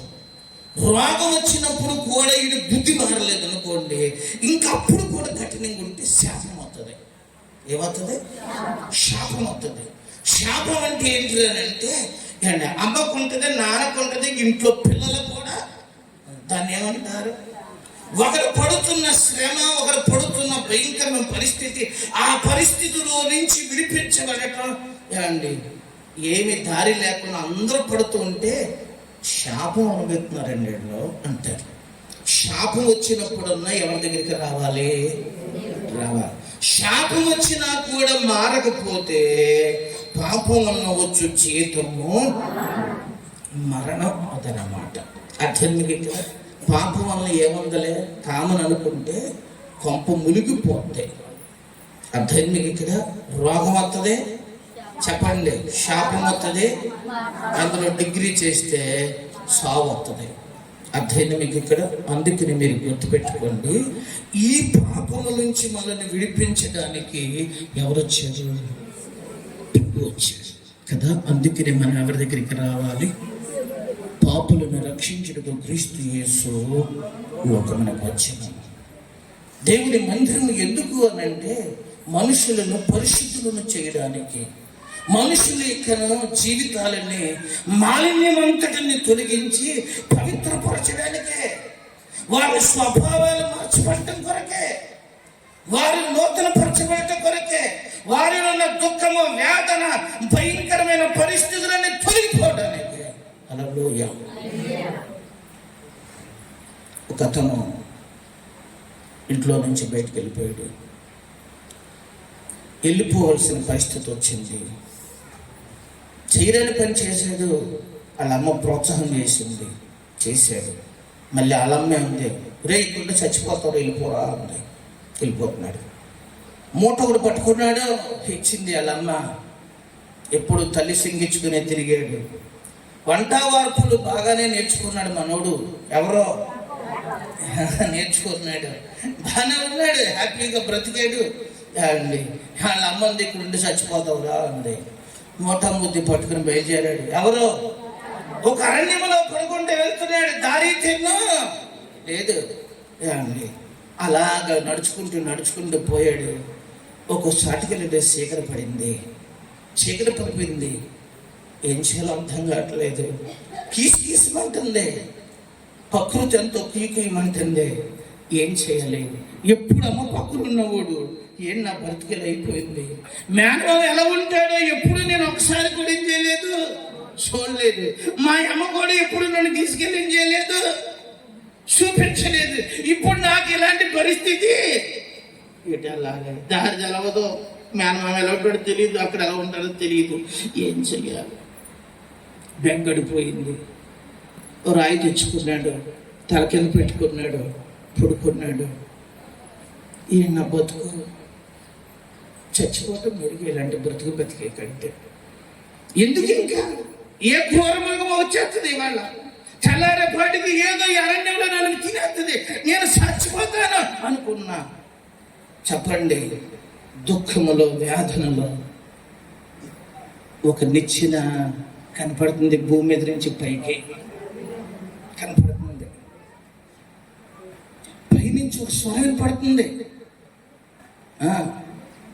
యాకోబు, నేను మీ తాత దేవుణ్ణి, మీ తండ్రి దేవుణ్ణి. ఇప్పుడు నేను ఎవరి దేవుణ్ణి? నీ దేవుణ్ణి. హల్లెలూయా. నువ్వు భయపడకు, నేను నీకు ఏమై ఉన్నాను, తోడై ఉన్నాను.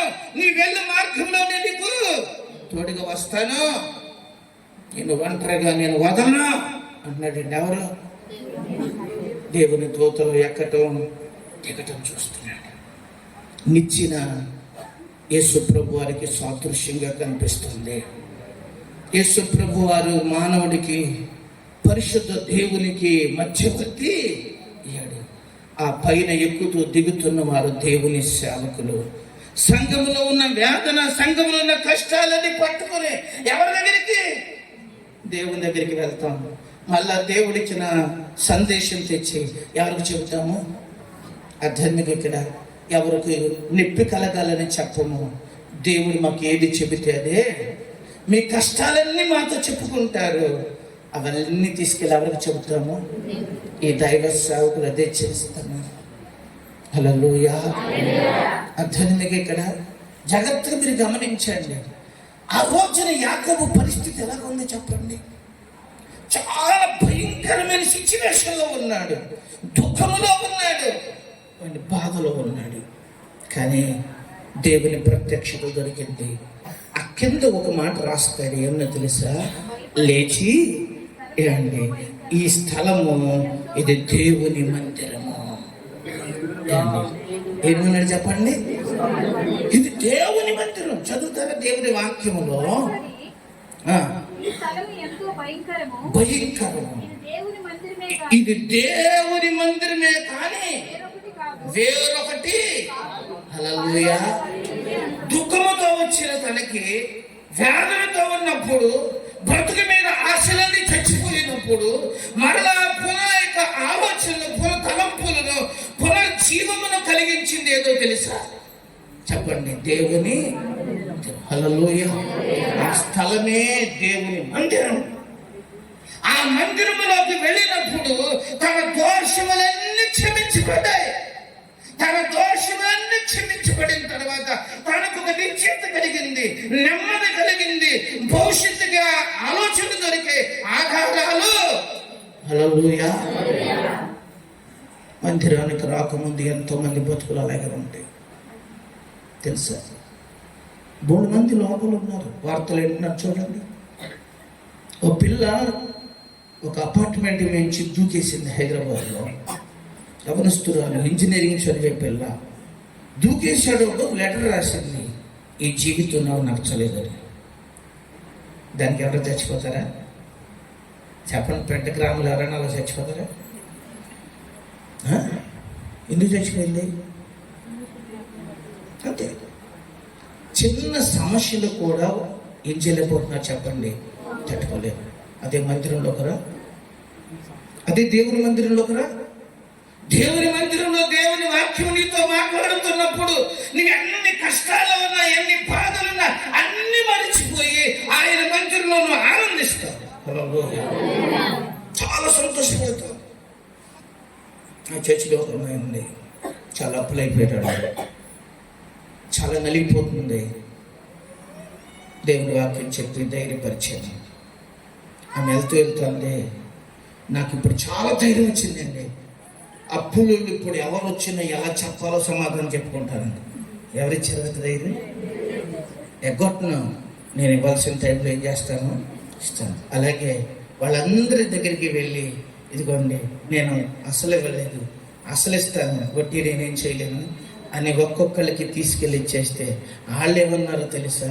అమ్మా, కొంతమంది అసలు ఇవ్వలేదమ్మా, నువ్వు అసలన్నా ఏం చేసావు, నాకు ఇచ్చావు.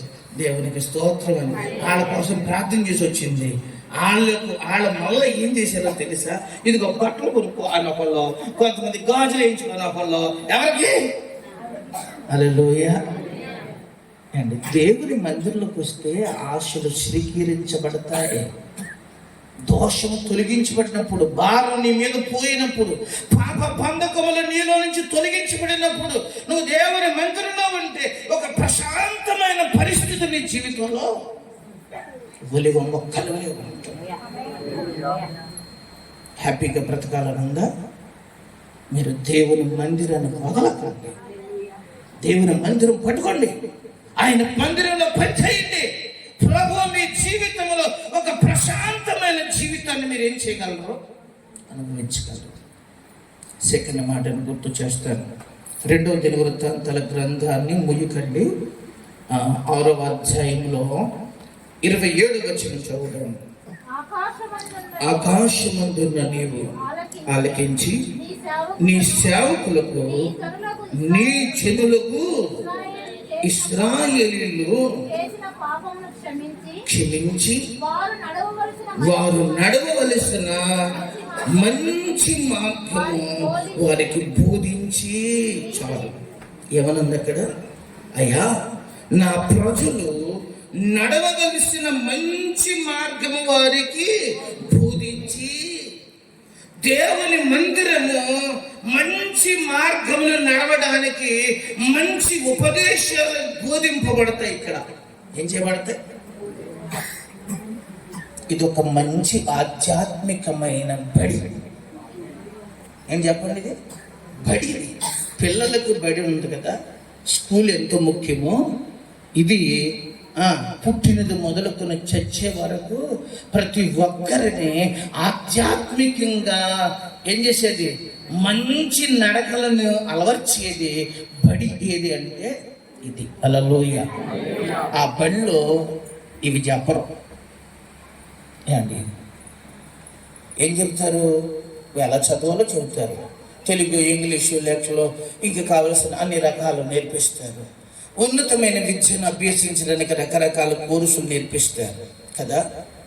కానీ కుటుంబం ఎలా కట్టుకోవాలో, తోటోళ్ళతో నువ్వు ఎలా ఉండాలో, ఇరుగుతో ఎలా ఉండాలో, పొరుగుతో ఎలా ఉండాలో, తల్లిని ఎలా చూడాలో, తండ్రిని ఎలాగో చూడాలో, కుటుంబాన్ని ఎలాగో ఆత్మీయంగా కట్టుకోవాలో మంచి విలువలతో కూడిన కుటుంబంగా, సమాజానికి ఆదర్శప్రాయంగా విలువలతో పెంచే కుటుంబంగా ఉండాలి అని అంటే అది ఎవరు నేర్పుతారు?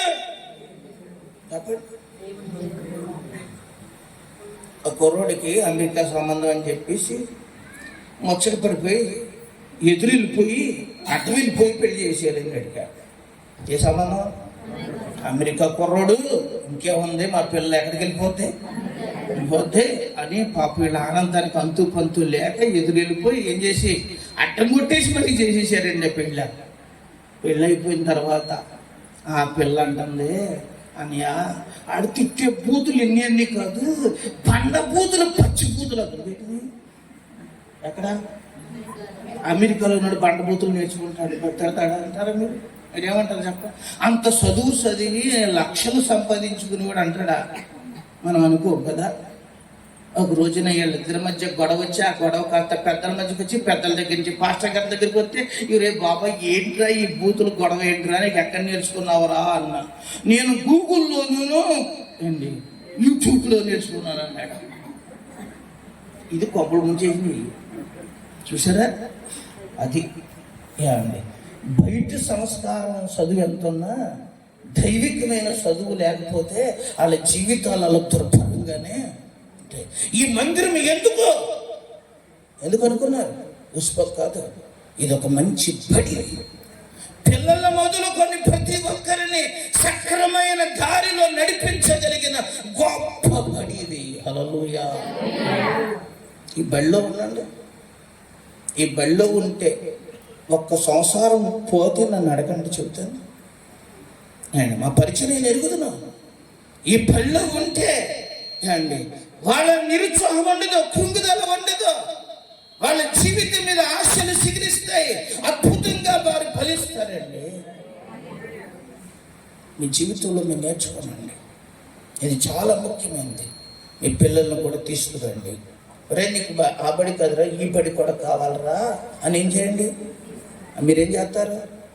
పిల్లలు వద్దులేండి మాస్టర్ గారు, వాళ్ళు ఎందుకండి ఏం చేస్తారు, వచ్చి పుడుకుంటారండి అంతేరా. మమ్మల్ని మా నాన్న నేను పుట్టేటప్పటికి అది తెలుసుకున్నాడు. చిన్నప్పటి తీసుకుపోయేవాళ్ళు ఎక్కడికి? ఫస్ట్ నా ప్రార్థన ఏంటో తెలుసా?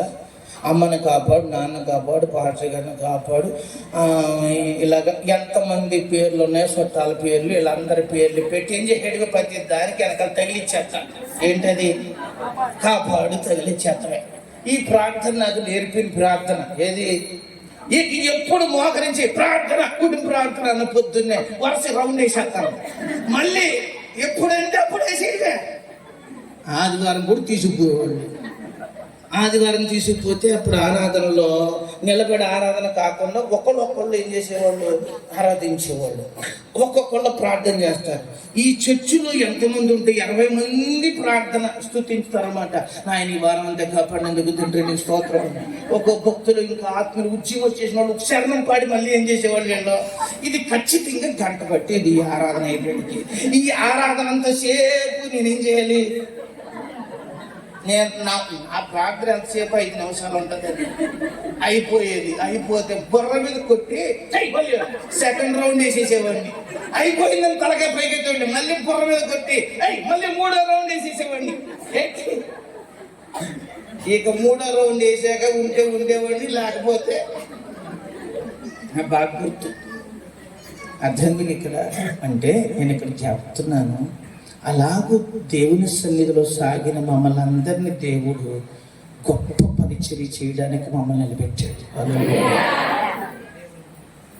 మా ఏరియాలో జోసఫ్ రాజు గారి పిల్లలు యేసు ప్రభుని పోలి నడుస్తారు అని చెబుతారు. ఆడవాళ్ళు చర్చికి వెళ్ళడానికి ఏం చెబుతారు తెలుసా? మీరు గుడికి వెళ్ళాల్సి వస్తే జోసఫ్ రాజు గారు వాళ్ళ చర్చికి వెళ్ళాలని అంటారు. ఎందుకో తెలుసా? వాళ్ళ బోధ ఎలాగుంటుందో వాళ్ళ బతుకు ఎలాగుంటుంది. హల్లెలూయా. ఇది ఎలా వచ్చింది మాకు? ఎప్పుడు ఏ బడిలో ఉన్నాం మేము? బయట డిగ్రీలు సాధ్యం లేవు, కానీ ఎక్కడున్నాయి? చిన్న బైబిల్ గ్రంథం చదివితే ఏమీ తెలియదు అనుకుంటారు చాలామంది. బైబిల్ చదువుకుంటే ఏమవుతుంది? ప్రపంచంలో ఉన్న అన్ని విషయాలు తెలుసుకోవచ్చు. పక్షుల గురించా, జంతువుల గురించా, మృగముల గురించా, ఎన్ని టైప్ ఆఫ్ వ్యక్తులు మనస్తత్వాలు ఉన్నాయా, ఇవన్నీ నేర్చుకోవచ్చు. ఎక్కడ? నేను సైకాలజీ నేర్చుకున్నాను. అప్పుడు నాకు అనిపించింది, అసలు దానికంటే గొప్ప సైకాలజీ ఎక్కడ తెలుసుకోవచ్చు తెలుసు? అసలు బైబిల్ చదివితే వచ్చేద్దాం. మనకి మనస్తత్వాలు ఈజీగా పరిష్కరించవచ్చు. ఈ రోజున మీరు ఆలోచించండి, దేవుని పిల్లలుగా గొప్ప బడి ఏది అని అంటే ఏది చెప్పండి? ఏది? ఎక్కడ ఉండాలి? మీ పిల్లలు ఎక్కడ ఉండాలి? పొట్టోళ్ళు అనుకోకండి, తీసుకొచ్చి ఇక్కడ వదిలే. రేపు పొద్దున వాళ్ళే ప్రయోజకులు అయిపోతారు. సండే స్కూల్ పంపించండి, మీరు రండి, కూర్చోండి, వాళ్ళని బాల్యం నుండి దైవికంగా పెంచండి. యవనం అయిపోయింది, మీరు భయపడరు, టెన్షన్ పడరు. నా పిల్లలు సత్యమును అనుసరించి నడుచుచున్నారని వినుట కంటే నాకు సంతోషము ఏముందయ్యా అని లేదా? యోహాను గారు గాయన గురించి ఈరోజు మీరు ఆలోచించండి. మేము పిల్లల్ని ఒక దైవికంగా పెంచేస్తే మీరు తీసుకెళ్ళి ఎక్కడైనా పడేయచ్చు, ఎక్కడ పడేయచ్చు. మా పెదనాన్నగారు, మా చిన్నాన్నగారు, మా తాతగారు ముగ్గురు కూర్చొని రే ఇప్పుడే మనం ఏదో చర్య తీసుకోవాలరా, నాగేశ్వరరావు పిల్లల్ని పాడు చేసేస్తున్నాడు, ఆడు మెడలో సంచేసి తిరుగుతాం కాక ఇప్పుడు వీళ్ళని కూడా ఏం చేసేసి ఎలాగున్నాడు, మెడలో సంచేసి తిప్పేసి ఎలాగున్నాడు రా అని చెప్పి వాళ్ళు ముగ్గురు మీటింగ్ పెట్టేసుకున్నారు. ఎవరు? మా తాతగారు 3 నామాలు పెడతారు. శివాలయానికి నిర్మాత కూడా అయినా 3 నామాలు పెడతారు. ఇప్పటికీ ఆయన పేరు ఏం పేరు? 111 అండి అని చెబుతారు. 111. 112 ఎవరైనా అడగకపోండి మళ్ళీ. ఇక్కడ విషయం చెబుతాను. మా తాతగారు వీళ్ళు మీటింగ్ వేసుకుని నన్ను జాగేశారు. ఎరా నువ్వు శుభ్రంగా చదువుకుంటే నీ చదువుకి ఎంత అయితే అంత ఇస్తాం. ఏదైనా వ్యాపారం చేసుకుంటే దానికి మేము ఏమైనా 1,00,000 4 లక్షలైనా మీకు ఇస్తాం, అది నాది పోసి. నువ్వు మాత్రం మీ నాన్న వెనకాల మాత్రం ఏం చేయకు, వెళ్ళకో. ఎవరు చెప్పిన మాట? అబ్బా నేను అన్నాను, నీ మాట వింటే. అంతకు ముందు 5వ తారీఖు ఉపవాస ప్రార్థనలో మా నాన్నగారు నన్ను ఇలాగే మాట్లాడుతా రే మీ నాన్న మాట విన్నావంటే ఎవడో ఒకరిని తీసుకొచ్చి కట్టేస్తాడు, మరి దానికి మరి నా మాట వింటావా వాళ్ళ మాట వింటావా అని అడిగారు. ఎవరో ఎంతమంది జనంలో ఏం చెప్పింది తెలుసా? నాన్న నేను వాళ్ళ మాట విన్నావు, మీ మాట వింటారా అన్న. ఎక్కడ? ఈ ప్రమాణం చేసుకున్న 3వ రోజున వాళ్ళ కూటం. ఎవరి కూటం? వాళ్ళు అడిగారు. అప్పుడు వెంటనే చెప్పేసాను వాళ్ళకి, ఏమన్నా తెలుసా, మీ మాట వింటే నేను నరకానికి పోతా, మా నాన్న మాటే వింటానన్నా. ఊరి ఆ పిచ్చి ఇడికి కూడా ఏమైపోయింది, ఇంక వదిలేదురా అన్నది వదిలేశారండి వాళ్ళు. తర్వాత మళ్ళీ పెద్ద అయ్యాక నా పెళ్ళి అయిపోయాక అప్పుడు వాళ్ళు కూర్చుని అనుకుంటున్నారు, రే మన పిల్లలకి డబ్బులు ఇస్తేనే బతుకుతారు వీళ్ళు, నాగేశ్వరరావు పిల్లల్ని అడవిలో పడైతే బతికేస్తారా అన్నారు. హల్లెలూయా. ఏంటనుకున్నారా గొప్పతనం? ఎవరిని కలిగి ఉండబట్టి అంతే. ఆ విలువలు ఎక్కడొచ్చినాయి? ఈ ఆధ్యాత్మికమైన పాఠాలు ఎక్కడ నేర్చుకున్నా? అందరి బాధను అర్థం చేసుకొని కుటుంబాన్ని కలుపుకొని అనేక కుటుంబాన్ని కలిపి సమాజానికి ఆదర్శంగా తీర్చిదిద్దబడే జీవితం మాకు ఉందంటే నేను చెప్పగలను, నా ఎక్స్పీరియన్స్లో యేసయ్య పాదాల దగ్గర మేము నేర్చుకున్న విద్య. మీ పిల్లలు మీరు కూడా దేవుని బడికి రావాలి, దేవుని బడిలో మీరు పెరగాలి, దేవుని బడిలో మీ పిల్లలను కూడా నడిపించాలి, దేవుని బడిలో మీరు పెరగాలి. హల్లెలూయా. ఇది గుర్తుపెట్టుకోండి. 3వ విషయం చెప్తాను, టైం అయిపోవచ్చు, ఆకలి వస్తుంది అనుకుంటున్నాను నాకు తెలిసి. 29వ వచనం 28వ వచనం నుంచి నేనే చదువుతాను, మీరు చూసుకోండి. వారు శత్రువులను వారి దేశము పట్టణములోను వారిని ముట్టడి వేసినప్పుడు ఏ బాధ కానీ ఏ రోగము కానీ వచ్చినప్పుడైనను ఎవడైనా ఇశ్రాయేలీయులకు నీ జనులు కలిసి అయినను నొప్పి అయినను కష్టము కానీ అనుభవించచ్చు, ఈ మందిరము తట్టు చేతులు చాపి చేయి విన్నపములను ప్రార్థనలను నీ నివాస స్థలమైన ఆకాశము నుండి నీవు ఆలకించి ఏం చేయమన్నాడు? అక్కడ మాట చెబుతున్నాడు, అయ్యా ఈ పట్టణంలో నా దేశ ప్రజలు, ఇశ్రాయేలు ప్రజలు ఎవరైనా కడుపులో నొప్పి వచ్చినా, కాలు నొప్పి వచ్చినా, బాధ వచ్చినా, రోగం వచ్చినా, ఏ కష్టం వచ్చినా వాళ్ళు ఎవరైనా నీ మందిరానికి వచ్చి వాళ్ళు ప్రార్థన చేస్తే వారి పాపములు క్షమించి వారి రోగములను ఏం చెయ్యి, స్వస్థపరచు అని కట్టాడండి మందిరం. ఈ మందిరం ఎందుకు ఏర్పాటు చేసుకున్నాను నేను? ఈ మందిరము ఒక ఆరోగ్య నిలయముగా ఉండాలి. ఇది ఎలా ఉండాలి? ఒక మంచి ఆరోగ్య కేంద్రం. హల్లెలూయా. ఏ కేంద్రం? ఆరోగ్య కేంద్రం. హాస్పిటల్ ఏది? చర్చ్ ఇప్పుడు ఏం చెప్పండి, చర్చ్ ఇప్పుడు ఏందో చెప్పా నేను, ఆరోగ్య కేంద్రం. హాస్పిటల్ అనుకోండి, ఇప్పుడు బొడ్డడాడరామ్ గారు కూడా ఉన్నారు.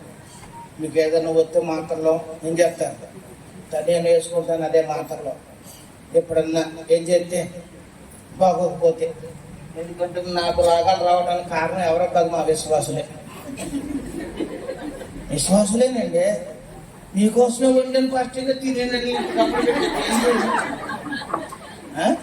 ఎప్పుడు రాత్రి 12 నా కోసం స్పెషల్గా కొంచెం ఎక్కువగా నూనె పెడతారన్నమాట.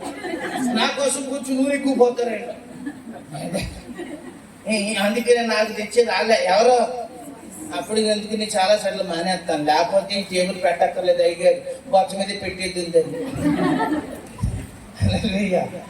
ఇక్కడ విషయం మీరు జాగ్రత్తగా గమనించండి. మనకు స్వస్థత ఎక్కడ దొరుకుతుంది? బయట మందులు ఉన్నాయి, కానీ కొన్ని రోగాలకి బయట కూడా ఎక్కడ మందు దొరకదు. చావు శరణం కాదు. ఎవరున్నారో తెలుసా? దేవుడున్నాడు. ఇవాళ రావాలి, నాన్నగారు రాలేదు. ఆయనకి బ్రెయిన్ ట్యూమర్, తలలో గడ్డొచ్చింది. గడ్డొస్తే సర్జరీకి వెళ్ళే ముందు డాక్టర్లు చెప్పారు, ఈయనకి మాట రాదు. ఈయనకేం రాదు? మాట రాదు. ఈయన బొమ్మలోగా షోకేష్లో బొమ్మలాగా చూసుకున్నాను చేద్దాం. ఒకవేళ చేసేటప్పుడు చచ్చిపోయినా కూడా చనిపోవచ్చు, ఆశ్చర్యపోవాల్సిన పనేమి అని చెప్పి చాలా క్లిష్టమైన పరిస్థితిలో బెంగళూరులో ఆయనకి మేము సర్జరీ చేయించాం. ఆయన సర్జరీ అయిపోయిన తర్వాత లిఫ్ట్లో ఇలా వస్తూ అక్కడ ఉన్న నర్సులు అన్నారు, ఇతను ఎవరో తెలుసా అన్నారు. మా బాబు అన్నారు. అంతే, కళ్ళ నీళ్ళు వచ్చినాయి నాకు. అసలు ఏమి రాదు, రాదు. కానీ ఏమిచ్చాడు? ఇప్పటికి చక్కని పరిచర్య. ఆదివారం 2 స్థలాల్లో ఆయన వాక్య పరిచర్య చేస్తున్నారు. హల్లెలూయా. ఇలాంటి ఎన్నో సాక్ష్యాలు ఉన్నాయి మా ఇంట్లో. బయట సంఘంలో చెప్పాల్సి వస్తే క్యాన్సర్ రోగులు, HIV రోగులు, రకరకాల బలహీనలు, వారిని బాగు చేసిన దేవుడు ఎవరో తెలుసా? ఆ దేవుడు. బిడ్డలు పుట్టరు అని పంపేసిన వాళ్ళకి బిడ్డలు ఇచ్చినోడు ఎవరో తెలుసా? దేవుడు.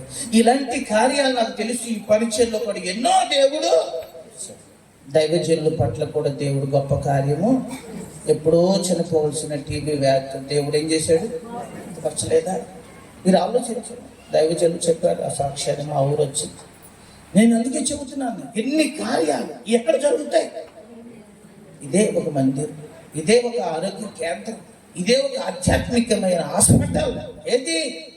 ఇక్కడికి వచ్చి నువ్వు మొరపెట్టు, దేవుడు నీకున్న వ్యాధులన్నిటిని ఏం చేసే దేవుడు ఏం చేసేవాడు? బాగు చేసేవాడు. 4వది, మీరు చేసే ప్రతి విన్నపాన్ని దేవుడు వింటాడు. ఏం చేస్తాడు? కష్టం ఉందా? ఎవరు చెప్పుకుంటావు? ఎవరింటారు? కొన్ని బాధలు ఎవరెక్కరు? భర్త కూడా ఎండో నాకు తెలుసు. వింటాడా? ఇప్పుడు ఇష్టం మాకు నీ తెలుసు. ఇంటికి వచ్చి కూర్చోరు మాకు వేసుకుంటుంటా, నేను చెప్పలేదు, సావలేదు అంటాడు. ఎవరు? మరి అలాంటప్పుడు ఇంకెవరు చెప్పుకుంటారు? అతని మాట మీరు ఆ గొలుసు ఈ గొలుసు అంటే మా మగవాళ్ళు అందరూ కలిసి ఇదే బదులు సముద్రంలో దూకేచ్చవే. అందుకే పెద్దోళ్ళు చెప్పారా, సముద్రం వల్ల ఈదొచ్చు కానీ ఆనాడు తెలిసావగా. ఒకడికి అన్నాను, రే పెళ్ళొద్దురా అన్నాను. పెళ్ళొద్దురా అంటే ఏమవుతుంది అన్నయ్య గారు ఒక పళ్ళు లెగుతుంది కదా అన్నాడు. అంటాడు అనుకున్నాడు, ఇంకొక పల్లి వెలుగుతుంది అనుకున్నాడు. ఆ పళ్ళు ఇంకో 2 పళ్ళాలు లెగుతున్నాయి. ఇప్పుడు అర్థమైంది మనవాడికి. ఎవరికి నేను పెళ్లి చేసి వచ్చాను రే వాళ్ళ అని చెప్పారు అనుకోండి, బాబు అయితే ఇంకొకటి తగలడిపోయాడు అంటాడు ఆడు. అంటే ఈ కుటుంబ జీవితంలో ఎన్నో కష్టాలు ఆడవాళ్ళకి మగవాళ్ళకి అన్ని ఉంటాయి. ఎవడు చెప్పుకుంటాడో, ఎవడింటాడో, ఎవడు ఓర్పు వింటాడో అక్కడ ఉన్నాడు. మరుపెట్టుకో. వెంటనే ఆదరణ, వెంటనే నెమ్మది, వెంటనే దేవుడు సమాధానం ఇస్తాడు. హల్లెలూయా. మీరు ఆలోచించండి. ఇందాక మాట చెప్పారు, గొంగర పురుగు ఎక్కడుంది? ఊళ్ళో ఉంది కదా. మీరు ఎక్కడికి రావాలి?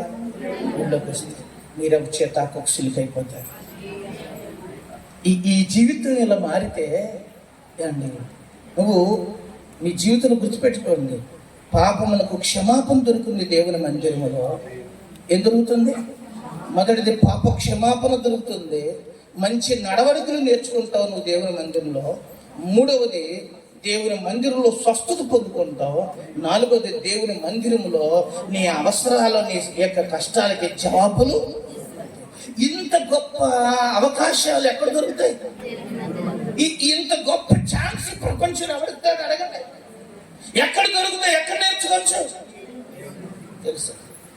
సమాజానికి, దేవుని మందిరానికి వెళ్ళి ప్రజలు బాగుపట్ట ఇష్టం లేక ఎక్కిరిస్తారు, ఏళం చేస్తారు, పర్మిషన్లు అడుగుతారు, రకరకాల ఇబ్బందులు పెడుతున్నారు, సేవకులను ఇబ్బందులు పెడుతున్నారు. తెలుసు మీకు ఇవన్నీ ఎందుకు వస్తున్నాయో తెలుసా? మనం బాగుపడడం ఆడికి ఇష్టం లేదు. ఒకడికి ఎవడాడు వీళ్ళు బొంగర పురుగులాగానే ఉండాలనుకుంటున్నాడు. వీళ్ళ బతుకంతా వీళ్ళ హానికరంగా ఉండాలి, అందరికి వీళ్ళు హాని చేస్తూనే ఉండాలి. వీళ్ళు ఏడ్చి సావాలని చూస్తున్నాడు ఎవడాడు. అవునా? అందుకనే ఇష్టపడతల్లా. కానీ ఇష్టపడకపోయిన కష్టమైన ఈ మందిరాలలో మీరు గడపగలిగితే మీరే ఒక చేతాకొక సిలుగులు. నీ జీవితం ప్రకాశవంతంగా అయిపోద్ది, ఆనందదాయకంగా అయిపోద్ది. అంతేకాదు ఒక రోజున మహిమ దేహముతో ప్రభు వస్తే మనం అందరం ఏమైపోతాం చెప్పండి? గంట గ్రామం నుంచి మీరు వచ్చేస్తారు, అప్పారపెట్టికి నేను వచ్చేస్తాను. హల్లెలూయా. మా రావు గారు అయితే చెబుతారు, ఎవరో తెలుసా, ఇదిగో నేను సువార్తకి వెళ్తున్నాను, అటు నుంచి అలా వచ్చేస్తాను, ఇటు నుంచి అలా వచ్చి అని చెప్పేశారండి. నేను ఎవరో వాళ్ళ ఇంటికాడ ఆయన చెప్పేసి వచ్చి ఉంటారు, వాళ్ళు కూడా చెప్పేసి వచ్చి ఉంటారు. అమ్మ ఆంటీ గారు ఇక్కడ ఒక విషయం చెబుతాను, జాగ్రత్తగా మీరు గుర్తుపెట్టుకోండి. మన అలాంటి ఎగిరి గంతే సాయంతో ఉండే ధన్యత ఎక్కడ దొరుకుద్ది కదా. అందుకని ఈరోజు ఆలోచించేద్దాం, మన జీవితంలో మంచి తీర్మానం చేసుకుందాం. దేవా, నీ మందిరములో గడుపుట ఎంత ధన్యత. దావీదు అందుకనే జనులు మందిరంకి వెళుదామన్నప్పుడు ఏం పడ్డాడంట? సంతోషపడ్డాడు. ఇప్పుడు దేవుని సన్నిధిలో మనందరము, దేవా నీ మందిరానికి వెళ్ళటం నాకు సంతోషం, నా బిడ్డలు నీ మందిరంలో ఉండాలి, నా కుటుంబం నీ మందిరంలో ఉండాలి, ఈ ఊరంతా నీ మందిరంలో రావాలయ్యా. అప్పుడే గొంగర పురుగులన్నీ పోయి సీతాకోశీలైపోతాయి. మేమందరము ప్రభు నీతో ఉంటాం. ఎందుకంటే మనిషి బ్రతుకు ఒక పురుగు లాంటి బ్రతుకు. తండ్రి, ఈ పురుగు దేవా ఆ కూటిలో ఉన్నప్పుడే నాయన అది సీతాకొక చిలుకగా మారింది. ప్రభువా, నీ మందిరంలోకి వస్తున్నానయ్యా, నన్ను ఒక సీతాకొక చిలుకలాగా మార్చు ప్రభువా. దేవుని పాదాల దగ్గర ప్రార్థన చేస్తూ మోకరించండి. మోకరించగలిగే వారు మోకరించండి. చక్కగా దేవునితో మాట్లాడుకోండి. ఇప్పుడు దాకా విన్నావు, ఇప్పుడు దేవునితో చెప్పు, యేసయ్యా నీ మందిర విషయంలో నేను చులకనగా ఉన్నానేమో, చాలా సార్లు నీ మందిరానికి రావడానికి ఎన్నో పెట్టుకున్నానేమో, చాలా సార్లు మందిరానికి రావడానికి వాయిదా వేసుకున్నానేమో, చాలా సార్లు మందిరం విషయంలో నిర్లక్ష్యం చేశానేమో. అయ్యా తప్పైపోయిందయ్యా, బుద్ధి వచ్చిందయ్యా. ప్రభు పాదాల దగ్గర ప్రార్థన చేసుకోనండి. ప్రభు పాదాల దగ్గర ప్రార్థన చేసుకో. దేవా, నీ మందిరం ఎంత గొప్పదయ్యా. సొలొమోను మందిరం నిర్మించినప్పుడు గొప్ప కొరకు కట్టుకోలేదయ్యా, పేరు కోసం కట్టుకోలేదయ్యా. నా ప్రజల పాపములు పోవాలి, నా ప్రజల బ్రతుకులు చిగురించాలి, నా ప్రజల యొక్క వ్యాధులు తొలగిపోవాలి, నా ప్రజల గుండెల్లో నెమ్మది పుట్టాలి. ఆ ఆశలు చిగురించాలి. ఆశలు కోల్పోయిన వారి జీవితాల్లో నీ మందిరములు అడుగు పెడితే ఆశలు చిగురించబడతాయి, దోషములు తొలగించబడతాయి, మంచి నడవడికి వస్తుంది, నీ రోగములకు స్వస్థత కలుగుతుంది. అంత మాత్రమే కాదు, నీ ప్రార్థనలకు జవాబులు దొరుకుతాయి. యేసయ్యా, ఈ మందిరాన్ని దేవుడు అలాగ ఉంచును కాక, ఈ మందిరము అంతకంటే ఉన్నతమైన మహిమతో నింపబడును గాక, ఈ కార్యములన్నీ ఈ పరిచయలో జరుగును గాక, ఈ తిరగబడిన వారందరి బ్రతుకులో నీ కార్యము జరుగును గాక. ప్రతి ఒక్కరు ప్రార్థన చేసుకోనండి, ఒక మంచి తీర్మానం చేసుకోనండి. ప్రతి ఒక్కరికి మంచి తీర్మానం చేసుకుని ప్రభువు దగ్గర ప్రార్థన చేసుకుందాం. గొప్ప నాన్న ఈ చక్కని సందేశంతో మనందరితో మాట్లాడుకుందాం. అందరూ ప్రార్థన చేసుకోండి, ఒక మంచి తీర్మానం చేసేసుకోండి. ఈరోజు ఇప్పుడు ఒక మంచి తీర్మానం చేసేసుకోండి. నేను ఇక్కడి నుంచి మందిరాన్ని నిర్లక్ష్యం చేయను, ఈ మందిరంలో నేను ఉంటానయ్యా. అయ్యా, సంవత్సరానికి 52 వారాలు నీ సన్నిధిలో ఉంటానయ్యా. నీ మందిరాన్ని నేను గొప్పగా చూసేనేమో, చులకనగా చూసేనేమో, ఇప్పటి నుంచి నేను చూడలేం ప్రభు. అయ్యా, అదే మమ్మల్ని శుద్ధి చేసేది, అదే మమ్మల్ని ప్రక్షాళన చేసేది. అయ్యా, నీ మందిరం నాకు కావాలి అని ప్రార్థన చేసుకుందాం. ఓ గొప్ప దేవా, నీకు వందనాలు స్వామి. ఈ రోజు నువ్వు అందించిన వర్తమానం బట్టి నీకు స్తుతులు చెల్లిస్తున్నావు. విన్నారు ప్రజలు ప్రభువా, వీరందరూ నీ ప్రజలు నాయన, నువ్వు పంపితే వచ్చారు ప్రభువా, నీ వాక్యం వాళ్ళకు అందించావు ప్రభువా. ఈ రోజు నీ బిడ్డలను దర్శించండి ప్రభువా. ఇంత విలువైన మందిరముగా మీరు ఉంచినందుకు వందనాలు దేవా. ఆనాడి మొదటి మందిరము కంటే కడపటి మందిరము మహిమ ఇంకా గొప్పగా ఉంది ప్రభువా. నాయనా, ఈ 9 సంవత్సరాలు జరిగిన పరిచర్య కంటే ఈ 10 సంవత్సరాలు జరుగుతున్న పరిచర్య మరింత గొప్పగా జరుగుతుంది. అయ్యా, నాడు సొలొమోను ఇంకా గొప్ప కార్యములు కూడా జరుగును గాక, అద్భుతములు జరుగును గాక, ఆశ్చర్య కార్యములు జరుగును గాక, పండుగములు తెప్పబడును గాక, రోగులు స్వస్థపరచబడును గాక, అద్భుతములు జరుగును గాక, ఈ ప్రజలందరికీ నడిపించబడును గాక,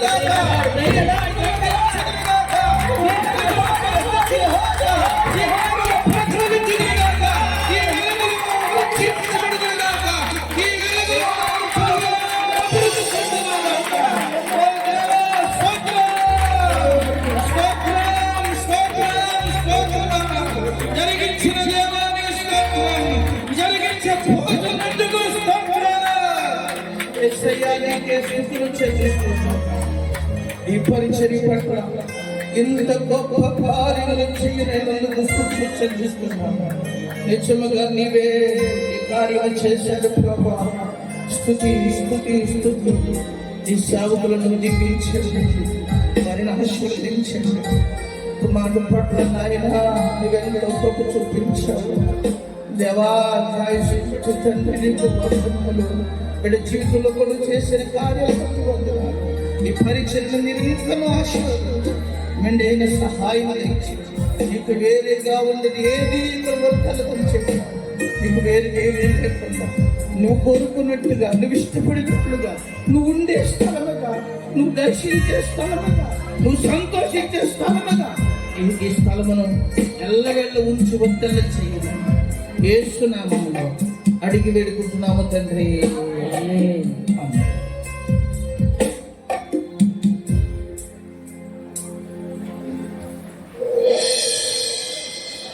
దేవునికి స్తోత్రం. హల్లెలూయా. ఎంతమంది సంతోషపడుతున్నారు? మందిరం యొక్క విలువ, మందిరంలో ఏమున్నాయో అన్నీ కూడా చక్కగా దైవజనుల నుంచి దేవుడు మనతో మాట్లాడాడు. అయితే ఈ సమయం అవుతుంది. మరి ఈరోజు ఒక స్పెషల్ డే, జాయ్ మీ బర్త్డే. హల్లెలూయా. మరి జాయ్ బాబు వస్తే సేవకు ప్రార్థన చేస్తారు. మీకు కేక్స్ కూడా వస్తున్నాయి, దగ్గరికి వస్తున్నాయి. అది అయిపోయిన తర్వాత కానుకలు ఉంటుంది. కానుకలు భాగం అది అయిపోయిన తర్వాత ముగింపు కానుకలు ఉంటుంది.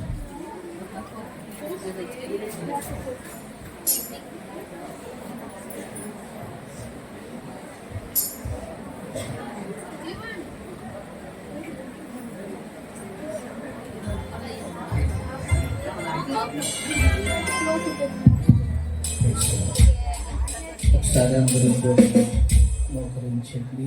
బాబు కొరకు ప్రార్థన చేద్దాం. చేతనైతే మీ చేతులు ఒకసారి చాపండి.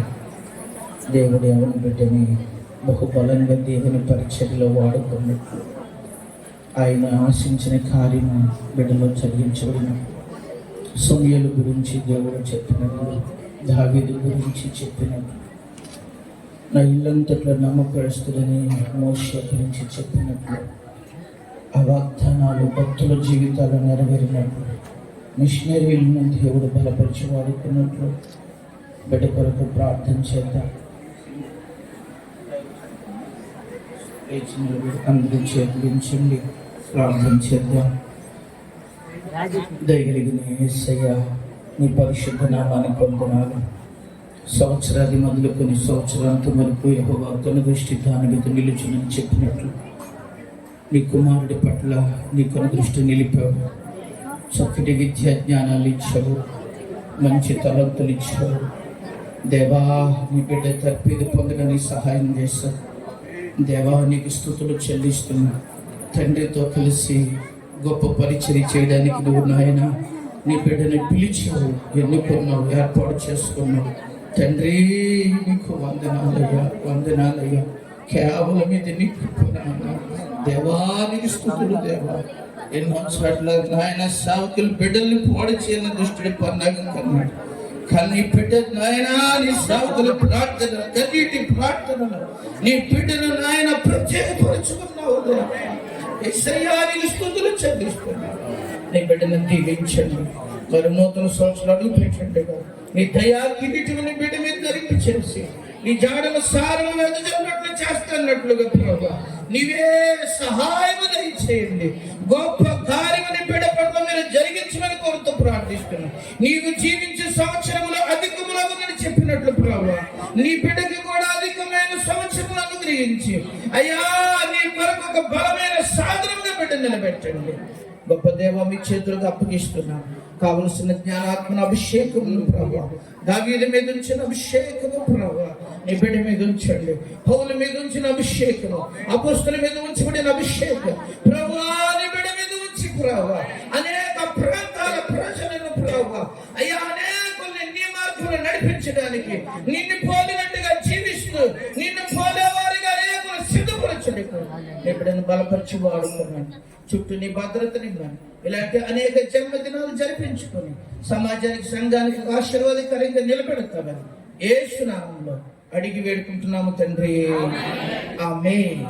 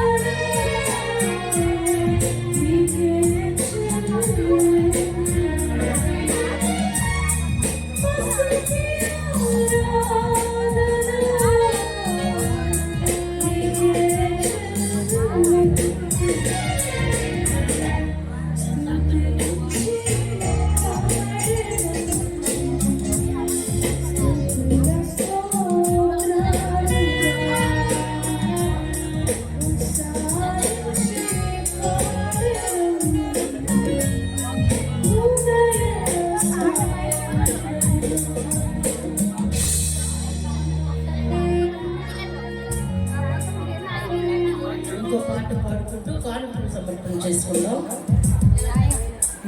కానుకలు పట్టండి. మన శ్రీని గారు వచ్చి పాడతారు.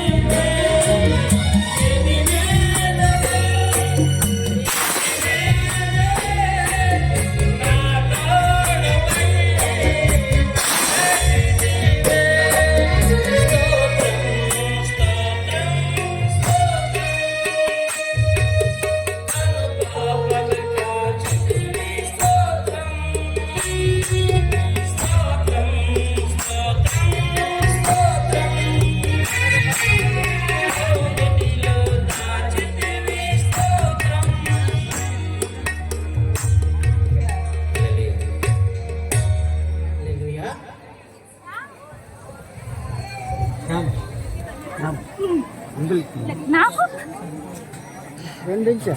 నాకు ప్రైజ్ లార్డ్. హల్లెలూయా.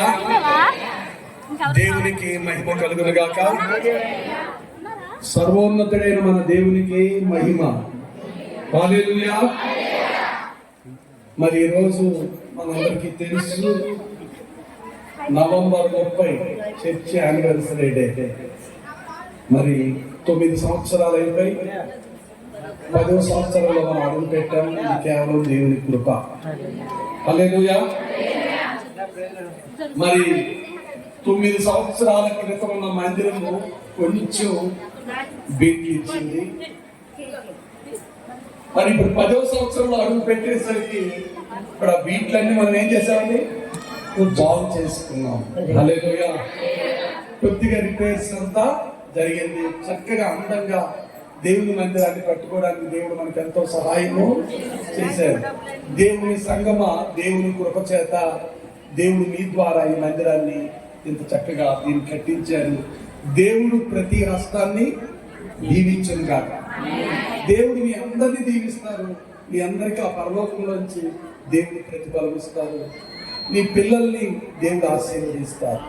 హల్లెలూయా. మరి దేవుని సేవకులు మనం ఆహ్వానించగా కార్యక్రమం మరి జోసఫ్ రాజు గారు దైవజనులు, ఆయన వస్తారని నేను ఎంతో ఆశపడ్డాను. పెద్ద ఆయన మరి సాక్ష్యం చెప్పారు. కుమారులు, వారి యొక్క దైవజనుల యొక్క కుమారులు ఇద్దరు సేవకులే, దైవజనులే. హల్లెలూయా. వారికి కుమార్తె ఉన్నారు. ఆమె భర్త గారు కూడా దేవుని సేవే. ఇక్కడ బాబు అంటే వాళ్ళందరూ సేవే. ముగ్గురు కూతురు అందరూ సేవే. అంటే నిజంగా పిల్లల్ని ఆయన ఎంత చక్కగా పెంచారో అది దేవునికి మహిమ. హల్లెలూయా. మీరు రావాలని ఆహ్వానించగా ఈ రోజు రావడం కష్టమైన చర్చి యానివర్సరీ డే కనుక తప్పనిసరిగా వచ్చారు. మనల్ని గౌరవించి వచ్చారు. వారి ప్రభు పేరిట వందనాలు తెలియజేస్తున్నాను. మరి అక్కడ జోసఫ్ రాజు గారు కూడా మీరు చెప్పాలి వందనాలు. Praise Lord. హల్లెలూయా. అలాగే మరి మన సంఘము దైవజనులు, మన ఇమానియల్ చర్చ్ సేవకులు అందరికీ నేను ప్రభు పేరిట వందనాలు తెలియజేస్తున్నాను. కొన్ని పరిస్థితులను బట్టి మరి లోపలికి రావడానికి కానీ ఎక్కడ రావడానికి అవకాశం లేదు. కానీ దేవుని కృపను బట్టి వాతావరణము అనుకూలంగా లేనప్పటికీ దేవుడు అద్భుతంగా ఈ గుడికిని జరిగించారు. మరి మన సేవకులందరికీ నేను ప్రభు పేరు వందనాలు. సంఘ సభ్యులందరికీ, మన ఇమానియల్ బ్రాంచ్ చర్చెస్ వచ్చిన మనందరూ వచ్చిన సేవ మరి బిడ్డలందరికీ కూడా నేను ప్రభు పేరిట వందనాలు తెలియజేస్తున్నాను. హల్లెలూయా. దేవుడు మీ అందరినీ దీవించునుగా.